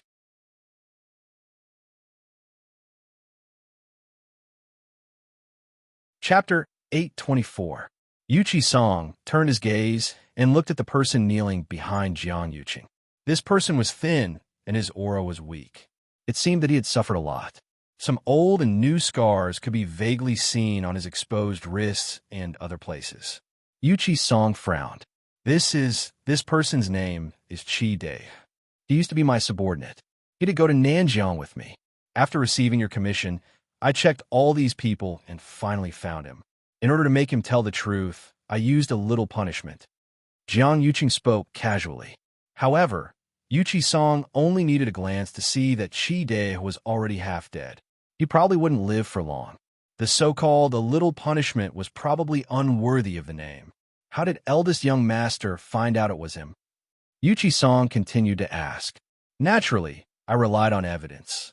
Jiang Yuqing raised his chin as he spoke. To tell you the truth, ever since I brought them back from Nanjiang, most of them were more or less injured. So, I gave them a severance fee and let them go. This time, in order to help you find someone, we gathered them together again. And that day, I found that there was something wrong with this brother Chi. First, his realm had regressed a lot compared to before, and his strength was not as strong as before. Second, there was a mark left on his left arm. That was the evidence of the backlash from the chaos yuan gravel. Hearing this, Yuchi Song's eyelids couldn't help but twitch. The evidence is irrefutable. It's absolutely true. Speaking of this, Jiang Yuqing sighed, and a hint of disappointment appeared on his face. I didn't expect that it was really my people who did such a thing. They almost harmed the entire Chongshu Pavilion. Today, I personally brought Chi Dai here to give you an explanation and also to apologize to you in person. It's all because of my poor discipline that such a thing happened. My heart is filled with guilt. Jiang Yuqing's words were sincere and sincere. If someone else were to hear these words, they would definitely be moved. However, the Yuchi Song was an exception. He took 2 steps forward and carefully examined Chi Dai. At this moment, Chi Dai was kneeling on the ground with his hands tied behind his back. His eyes were lifeless, as if his soul had been sucked out of his body. Even when Yuchi Song walked behind him to check his arm, he didn't move at all. It was as if he didn't care about anything. Yuchi Song asked casually, "Why does he look so strange?" Jiang Yuqing explained unhurriedly. That's because he tried to escape and was captured. However, during the fight, he was severely injured, especially his head. That's why he ended up like this. Yuchi Song sneered inwardly. This Jiang Yuqing could really lie without blushing. His ability to write, direct, and act was really strong. He just casually found a scapegoat and prepared all the evidence that he needed, making it difficult for others to deny it. It just so happened that this person was injured and couldn't argue for himself. In the end, of course, he could only accept whatever Jiang Yuqing said. In the end, Jiang Yuqing was fully prepared. That was why he dared to swagger in like this today. Yuchi Song glanced at Chi Dai and found that there was really a red mark on his arm. The other symptoms on his body were exactly the same as the backlash from the messed yuan gravel. It could be seen that Jiang Yuqing had put in a lot of effort for this. Yuchi Song thought so in his heart, but he didn't show it on his face. Jiang Yuqing was calm and composed. He wasn't worried in the slightest. He knew that these things could deceive ordinary people, but they might not be able to deceive an old fox like Yuchi Song. But so what? Now that all of this was in front of him, it was difficult for Yuchi Song to deny it. If he didn't believe it, how could he find evidence to prove that all of this had nothing to do with Chi Dai and that everything was done by him? Jiang Yuqing? Jiang Yuqing was certain that Yuchi Song couldn't do it. No matter what, this matter would only end this way. Yuchi Song glanced at Chi Dai without batting an eyelid, and his heart skipped a beat. Immediately, he straightened up and said in a deep voice, he was indeed bitten by the messed yuan gravel. There's no doubt that it should be him. As he spoke, he turned his head and looked at Jiang Yuqing. Eldest young Master Jiang, have you asked him why he did this? Jiang Yuqing was stunned for a moment and shook his head. No. Yuchi Song's expression tensed up a lot, as if he still couldn't let it go. This was normal. Chi Dai was an ordinary person to begin with. Why would he target Chongshu Pavilion for no reason? and the group of people who attacked Chongshu Pavilion clearly had an extraordinary background. There must be other people behind Chi-Dai, Yuchi Song said in a deep voice.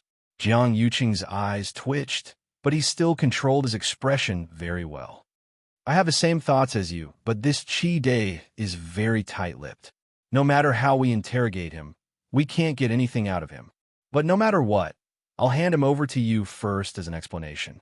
Yuchi Song's expression relaxed a little. Thank you for your help this time, eldest young Master Jiang. Then leave this person to Chongshu Pavilion. How about it? Of course. Jiang Yuqing cupped his hands. Although I don't know why Chi-Dai is like this, he used to be my man. So I'm very sorry about this. Yuchi Song looked at his hypocritical appearance and felt even more disgusted. He turned around and hid the expression in his eyes. Eldest young Master Jiang, you don't have to be like this. He is him, and you are you. If I was wrong before, it was all because I was anxious. Jiang Yuqing smiled. Pavilion Master Wei Qi is magnanimous. I should be the one apologizing to you. Yuchi Song didn't dwell on this for too long. Instead, he let out a long sigh. Actually, this kind of thing is hard to predict. For example, everyone always thought that the 13 U-Guard were loyal to the Emperor's concubine. Who would have thought? All right, didn't you issue a kill order previously, and there hasn't been any progress? Digression, tomorrow at midnight. Mobile users, please browse and read. A better reading experience comes from Love Network.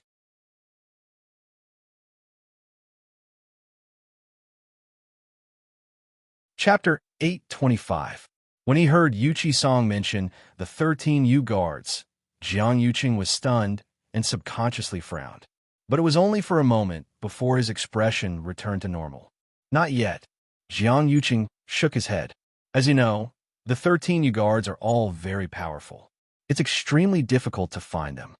At that time, they had used all their means to transfer the 13 U-Guards out of Shieling before they attacked Shanghai U. Actually, the 13 U-Guards had already sensed that something was wrong, so they had rushed back at full speed. But when they returned to Shieling, they saw a raging fire that had almost completely surrounded the Imperial Ancestral Hall. Not long after, the 13 U-Guards had all returned to Shieling. They were suspicious of Shanghai Yu's death and immediately wanted to investigate. The first to bear the brunt was Jiang Yuqing. Therefore, Jiang Yuqing made a prompt decision to counterattack. He directly announced to the public that the 13 U-Guards had colluded with the enemy and betrayed their master. That day, he directly issued the order to kill them. The 13 U-Guards were powerful. Any one of them was a top figure. But at that time, Shilling City was basically under Jiang Yuqing's control. He had the upper hand in all aspects.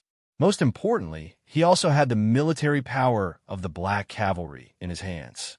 Under such circumstances, the 13 U-Guards were no match for Jiang Yuqing. So, they fled on their own and disappeared without a trace. Now that he thought about it, it had been almost 2 years. During this time, Jiang Yuqing had repeatedly ordered people to search for them, but there was no progress. He was very clear that the most likely reason why they could hide for so long was that they had already left the Tianling dynasty and gone outside Heaven's Canopy. If that was the case, the chances of finding them would be even lower. Although he rarely mentioned it, Jiang Yuqing had always been worried that the 13 U-Guards were on the run. That was because these 13 U-Guards were very different from the other people who followed Shanghai Yu. They were only loyal to Shanghai Yu. They wouldn't even listen to the Emperor's orders without the permission of Shangguan Yu. They only had the identity of a private guard, so they had nothing else to worry about. For the sake of Chu Luiyue, they could go against the heavens without any scruples. Others might be able to use power or benefits to restrain them, but these people were completely impossible. Why did Pavilion Master Wei Qi suddenly mention this? Could it be that there's some news? Jiang Yuqing asked tentatively. Yuchi Song shook his head. When I saw Chi-Dai betray you, I felt something in my heart and suddenly thought of this matter. At that time, Chi-Dai was able to follow you to the southern border. Presumably, he was highly regarded by you. Who would have thought that he would actually fall to such a state in the end? It can be seen that the human heart is unpredictable in this world. Sometimes, you trust him completely, but you don't know that he will backstab you. Jiang Yuqing's face stiffened for a moment. Pavilion Master Yuqi is right. This kind of person might be arrogant and proud after he succeeds, but one day, retribution will come sooner or later. Young Master Jiang, don't you think so? Jiang Yuqing's expression was somewhat difficult to maintain. Such words were too harsh to his ears. He carefully looked at Yuqi Song's face, and for a moment, even suspected that he was talking about himself. But Yuqi Song's expression was calm, and nothing could be seen. In the end, Jiang Yuqing felt embarrassed and took the initiative to take his leave. Since I've already brought him here, I'll leave the rest to you. I won't continue to disturb you. Yuqi Song didn't urge him to stay and let him leave just like that. After Jiang Yuqing left, Yuqi Song closed the door and walked to Chi Dai's side. With a flash of silver light in his hand, he cut the rope around Chi Dai's wrist. There were deep ligature marks on Chi Dai's wrist, but these superficial injuries were nothing to him now. Because the new injuries on his body overlapped with the old ones, there were countless of them. Now, he was basically half dead. Weiqi Song took his pulse, and his brows gradually furrowed. Chi Dai's physical condition was indeed very bad.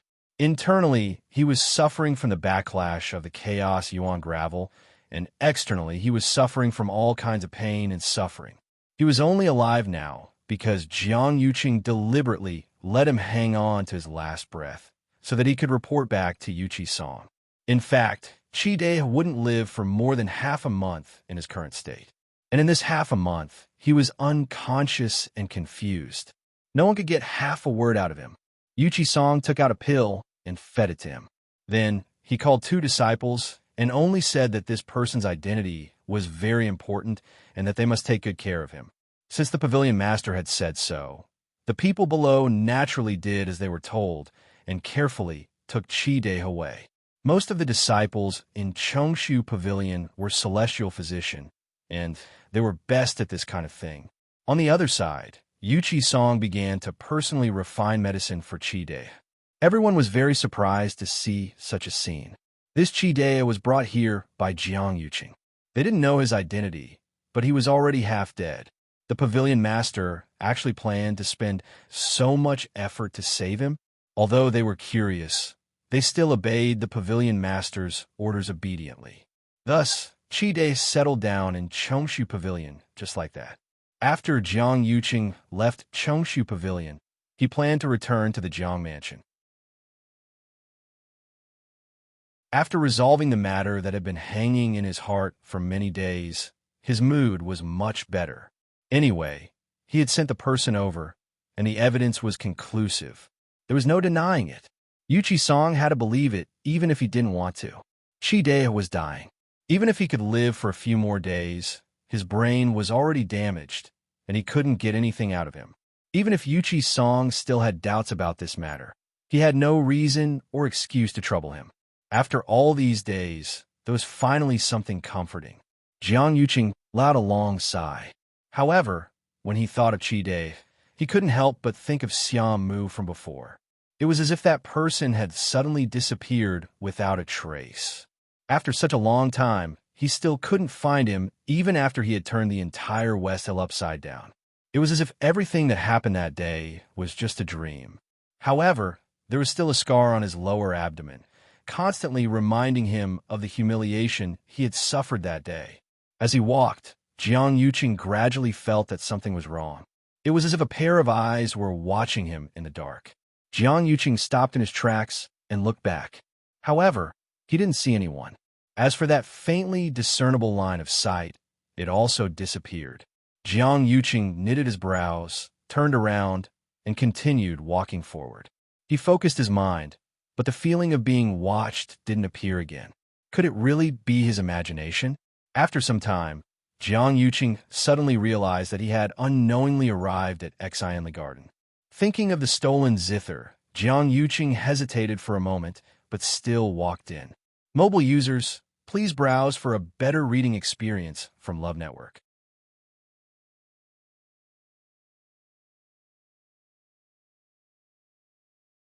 Chapter 826.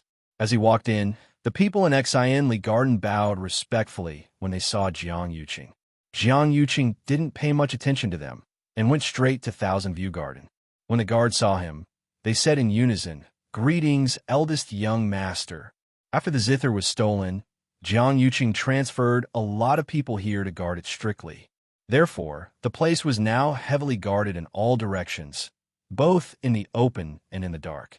However, Jiang Yuqing hadn't come here since the day the zither was stolen. He stood by the lake and glanced at the zither room. "Have there been any abnormalities recently?" The guard said. In response to eldest young master, "There hasn't been any abnormalities." Jiang Yuqing waved his hand and dismissed them. He walked towards the zither room. In fact, he had guessed the situation. The most important thing in the zither room was the zither. Since the other party had stolen it, there was a high chance that they wouldn't come again. But who would be interested in this ancient zither? Although it was precious, it was just a zither. Moreover, the zither's appearance was very special. It was in the shape of a phoenix's tail, so it was also called the phoenix tail zither. Almost everyone in the Tianling dynasty knew that it was the princess's favorite zither. So, from this point of view, it was absolutely impossible for that person to sell the zither. They didn't even dare to take it out for others to see. Was it really just to take the zither for themselves? Jiang Yuqing couldn't figure it out, and no matter how hard he tried, he couldn't think of any characteristics of that person at that time. He once suspected that it was Mu Hongyu, but the aura seemed a little different. Dragon Teeth Mountain. Jian Fengshi was leisurely today, so he planned to go down the mountain. As soon as he reached the foot of the mountain, he saw an ordinary-looking young man talking to the guard at the door. Jian Fengshi didn't pay much attention at first. Just as he was about to walk over, he vaguely heard Mu Hongyu's name. He stopped in his tracks and looked over. "What's going on?" When the guard saw him, he hurriedly bowed respectfully and said, "Young master, this person is here to deliver a letter." He said that it was a letter from Mu Hongyu's family. We told him that Mu Hongyu was not on the mountain now, so he could keep the letter and pass it to her in the future. But he wouldn't, and that's why. Jian Fengshi looked at the man who delivered the letter. "What's your name?" Jian Fengshi asked while sizing him up calmly. This person looked very ordinary. If his face was placed in a crowd, he would be forgotten in the blink of an eye. However, this person's eyes were clear and resolute. He didn't seem like an ordinary person. Most importantly, this person gave him a vague sense of familiarity. It was as if he had seen it somewhere before.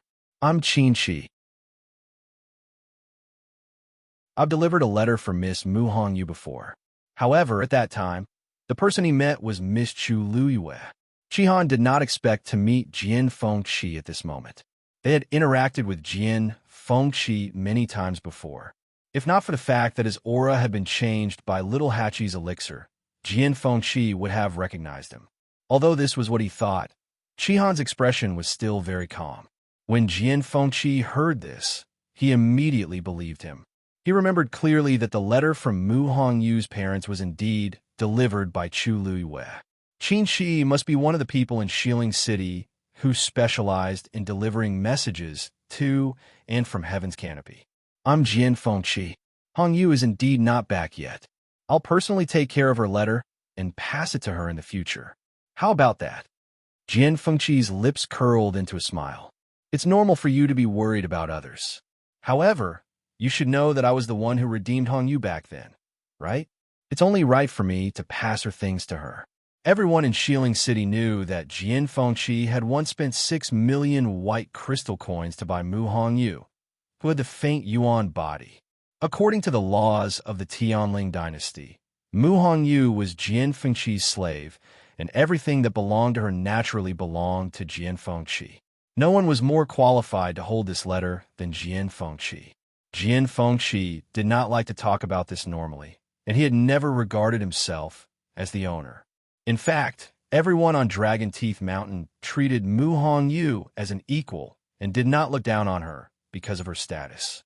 But at this point, Jian Fengshi was very clear that if he wanted to get this letter, using this excuse would be the most effective. As expected, the man opposite him hesitated for a moment, then took out a letter and passed it over. "Then please take good care of it, young Master Jian. When you see her in the future, you must pass it to her immediately. Jian Fengqi stretched out his hand, and his slender fingers gently pinched the letter before he took it over with a light smile. He chuckled and said, "Of course." Shihan hesitated for a moment and said, "Also, if you see Miss Chu Luiyue, please pass this letter to her." Jian Fengqi was stunned. "Oh, why is that?" Shihan paused. "Because Miss Chu Luiyue's family has sent us letters on time, but there hasn't been any news recently. I don't know if something has happened. Miss Mu Hongyu is an old acquaintance of hers. Perhaps she will mention it in the letter." Jian Fengqi narrowed his eyes. "I didn't expect you to be so concerned about Lu Yu's affairs. Miss Lu Yu is our regular customer, and she is very generous. Naturally, we will pay more attention to her." Shihan's expression did not change as he explained. Jian Fengqi did not comment. In this line of work, as long as they were paid more, they would be more efficient. It was normal for Chu Luiyue to be generous to them. After all, she had been in Xiling for a few months and had not returned to Yaochun. This was the only way to contact her family. "The letter has been delivered. If there's nothing else, I will take my leave first." With that, Shihan simply turned and left.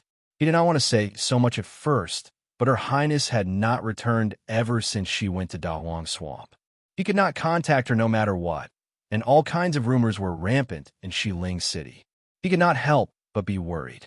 Jian Fengqi looked down and saw that the letter was indeed addressed to Mu Hongyu. He recognized the handwriting. It was exactly the same as the previous letter. It was confirmed that it was a letter from Mu Hongyu. However, he felt that there was something wrong with that Qin Shi. Jian Fengqi put away the letter and looked up. Looking at Qin Shi's back, he felt an inexplicable sense of familiarity. Suddenly, a white light flashed across his mind. "Wait!" Shihan stood still and looked back. "Is there anything else, young Master Jian?" Jian Fengqi caught up with him and stood still in front of Qin Shi. "You." Jian Fengqi's throat tightened as he stared at the young man in front of him. This face was unfamiliar. This voice was also unfamiliar. But this gaze, Shihan seemed to sense something and slowly clenched his fists in his sleeves. Jian Fengqi said word by word, "Have we met before?" Digression. The system seems to be cramping again. There is a synchronization problem. Everyone, please wait for a while. We will continue at 6 p.m. Mobile users, please browse and read.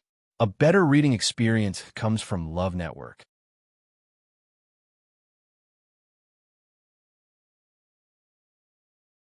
Chapter 827. Shihan's tone was calm. "I'm just a messenger. I've never interacted with you before. However, I've been in Xiling City for many years and have indeed seen you a few times. I didn't expect you to still remember me." Jian Fengqi was the tyrant of Xiling. Many people had seen him before. Even if they hadn't seen him personally, they must have heard many rumors about him, especially his icy blue eyes. They were the symbol of the Jian family of Dragon Teeth Mountain. Who didn't know that? Jian Fengqi narrowed his eyes and smiled. "That's not what I meant. Please forgive my stupidity. I don't know what you mean. If there's anything, please enlighten me." Shihan had already vaguely guessed something, but he didn't show any panic on his face. He just asked with a calm expression. They were the 13 U guards after all. If they couldn't even handle this, they would be too useless. Jian Fengqi crossed his arms and touched his chin with one hand. He seemed to be deep in thought, and his smile deepened. "I don't know why, but I feel that you're very familiar when I see you. We seem to know each other. You must be joking, young Master Jian. My status is lowly. How could I have the chance to know you? Yes, I've never needed to send messages outside Heaven's Canopy. I've never interacted with you before. You look very similar to an old friend of mine." Jian Fengqi raised his brows. "There's also a Qi in his name. Don't you think it's a coincidence?" Shihan's pupils constricted. He had already changed his appearance. Even if Jiang Yuqing was standing here, he wouldn't be able to recognize him. However, Jian Fengqi could, because Jian Fengqi was more familiar with the 13 U guards than Jiang Yuqing, especially Shihan. Jian Fengqi always had a bone to pick with Shang Wanyu in the past. He liked to find trouble with them whenever he had nothing to do. Every time this happened, Shihan would rush up to him and compete with him. Shihan's cultivation level was higher than Jian Fengqi's. However, Jian Fengqi was a celestial physician and would occasionally give him medicine. Both of them had their victories and defeats, so it was basically a draw. As a result, they naturally understood each other better. Although Qi Han's face was always cold, he was loyal to Shang Wanyu. Every time he encountered something related to Shang Wanyu, he would not hold back. His courage and hot-bloodedness were all dedicated to the one person he was following. It was also because of this temperament that when they rushed back to the West Hill and saw the fire burning in the royal family's ancestral hall, he ignored everyone's obstruction and rushed in, finally burning his face. Now that he saw Jian Fengqi again, it was within his expectations that he would be able to guess who he was. However, this was not a good time to reveal his identity. What is young Master Jian trying to say? Qi Han frowned. Seeing the two of them talking, the two guards couldn't help but look over from time to time. Jian Fengqi suddenly smiled. It's nothing. It's just that I feel that you're quite suitable for this young master. Qi Han was stunned. Jian Fengqi's expression clearly indicated that he had already confirmed his identity. But why was he helping him to cover it up? Jian Fengqi suddenly threw a heavy bag over, and Qi Han caught it. This is 1,000 white crystal coins. Help me do something today, and this money is all yours. Qi Han was even more puzzled, but he still asked, what does young Master Jian want this little one to do? Jian Fengqi blinked. I'm going to Chun Feng restaurant. Come with me. Qi Han never expected that Jian Fengqi would spend so much money just to make a trip to Chun Feng restaurant with him. It was only when the two of them arrived at the entrance of Chun Feng restaurant that Qi Han was sure that Jian Fengqi wasn't joking with him. Let's go. Seeing Qi Han standing at the entrance with an indescribable expression, Jian Fengqi laughed wildly in his heart. If this was in the past, Qi Han would definitely have fought with him directly. Unfortunately, they were in public now. Due to his identity, he could only listen to Jian Fengqi's orders obediently. Qi Han's voice was several degrees colder, and the air around him was so cold that it could freeze people to death. Young Master Jian, you don't have to joke about this, right? What exactly do you want to do? Just tell me. Jian Fengqi saw that Qi Han's feet seemed to be nailed to the ground, and he refused to take a step forward no matter what. He almost laughed out loud. Chun Feng restaurant is a place that countless men in West Hill yearn for. Why do you seem to be avoiding it like it's a snake or a scorpion? You'll know what you want when you follow me in. Qi Han's face was tense. If not for the fact that he was worried that Jian Fengqi would reveal his identity, he definitely wouldn't have tolerated his impudence. However, to let him enter this kind of place was indeed akin to torture. At this moment, Madame Zhang had already seen Jian Fengqi's figure from inside the restaurant. She hurriedly came out to welcome him, shaking with laughter. Oh, isn't this young Master Jian? You haven't been here for a while. The girls have been missing you. A trace of disdain appeared on Qi Han's face. In West Hill City, who didn't know that Chun Feng restaurant was Jian Fengqi's second home? He had lived here longer than he had in Dragon Teeth Mountain. However, Jian Fengqi didn't find it shameful. Instead, he was proud of it. He was cheerful every day, as if he was enjoying himself in a drunken stupor. Jian Fengqi didn't need to turn around to know what kind of expression Qi Han was using to look at him. Swish, he opened his folding fan, and a carefree smile appeared on his face. A day without little Lu feels like 3 years. Aren't I here now? Madame Zhang was a discerning person. When she was inside, she saw Jian Fengqi talking to the young man behind him, and they seemed to be quite familiar with each other. Therefore, after greeting Jian Fengqi, Madame Zhang immediately walked towards Qi Han with an eager smile. Oh, this young master is really handsome. How come I haven't seen you before? Is this your first time here at Chun Feng restaurant? Qi Han quickly avoided Madame Zhang's actions, and the aura around him became even colder. Madame Zhang's action missed, and she felt a little awkward. She subconsciously looked at Jian Fengqi. Aha, Madame Zhang, this is my friend. However, he came with me today. I'm here, so you don't have to worry. Go and invite little Lu over. You don't have to wait on anything else. Madame Zhang saw that Jian Fengqi was so protective of this young man, and her attitude became even more courteous. Yes, Please come in. With that, she immediately ran to find Shui Lu-er. Chihan's eyes flickered when he heard Shui Lu-er's name. Jian Fengqi raised his chin. Let's go. Chihan paused for a moment and finally followed her in. The two of them arrived at Jian Fengqi's private room. It was daytime, and there weren't many people in Chunfeng restaurant.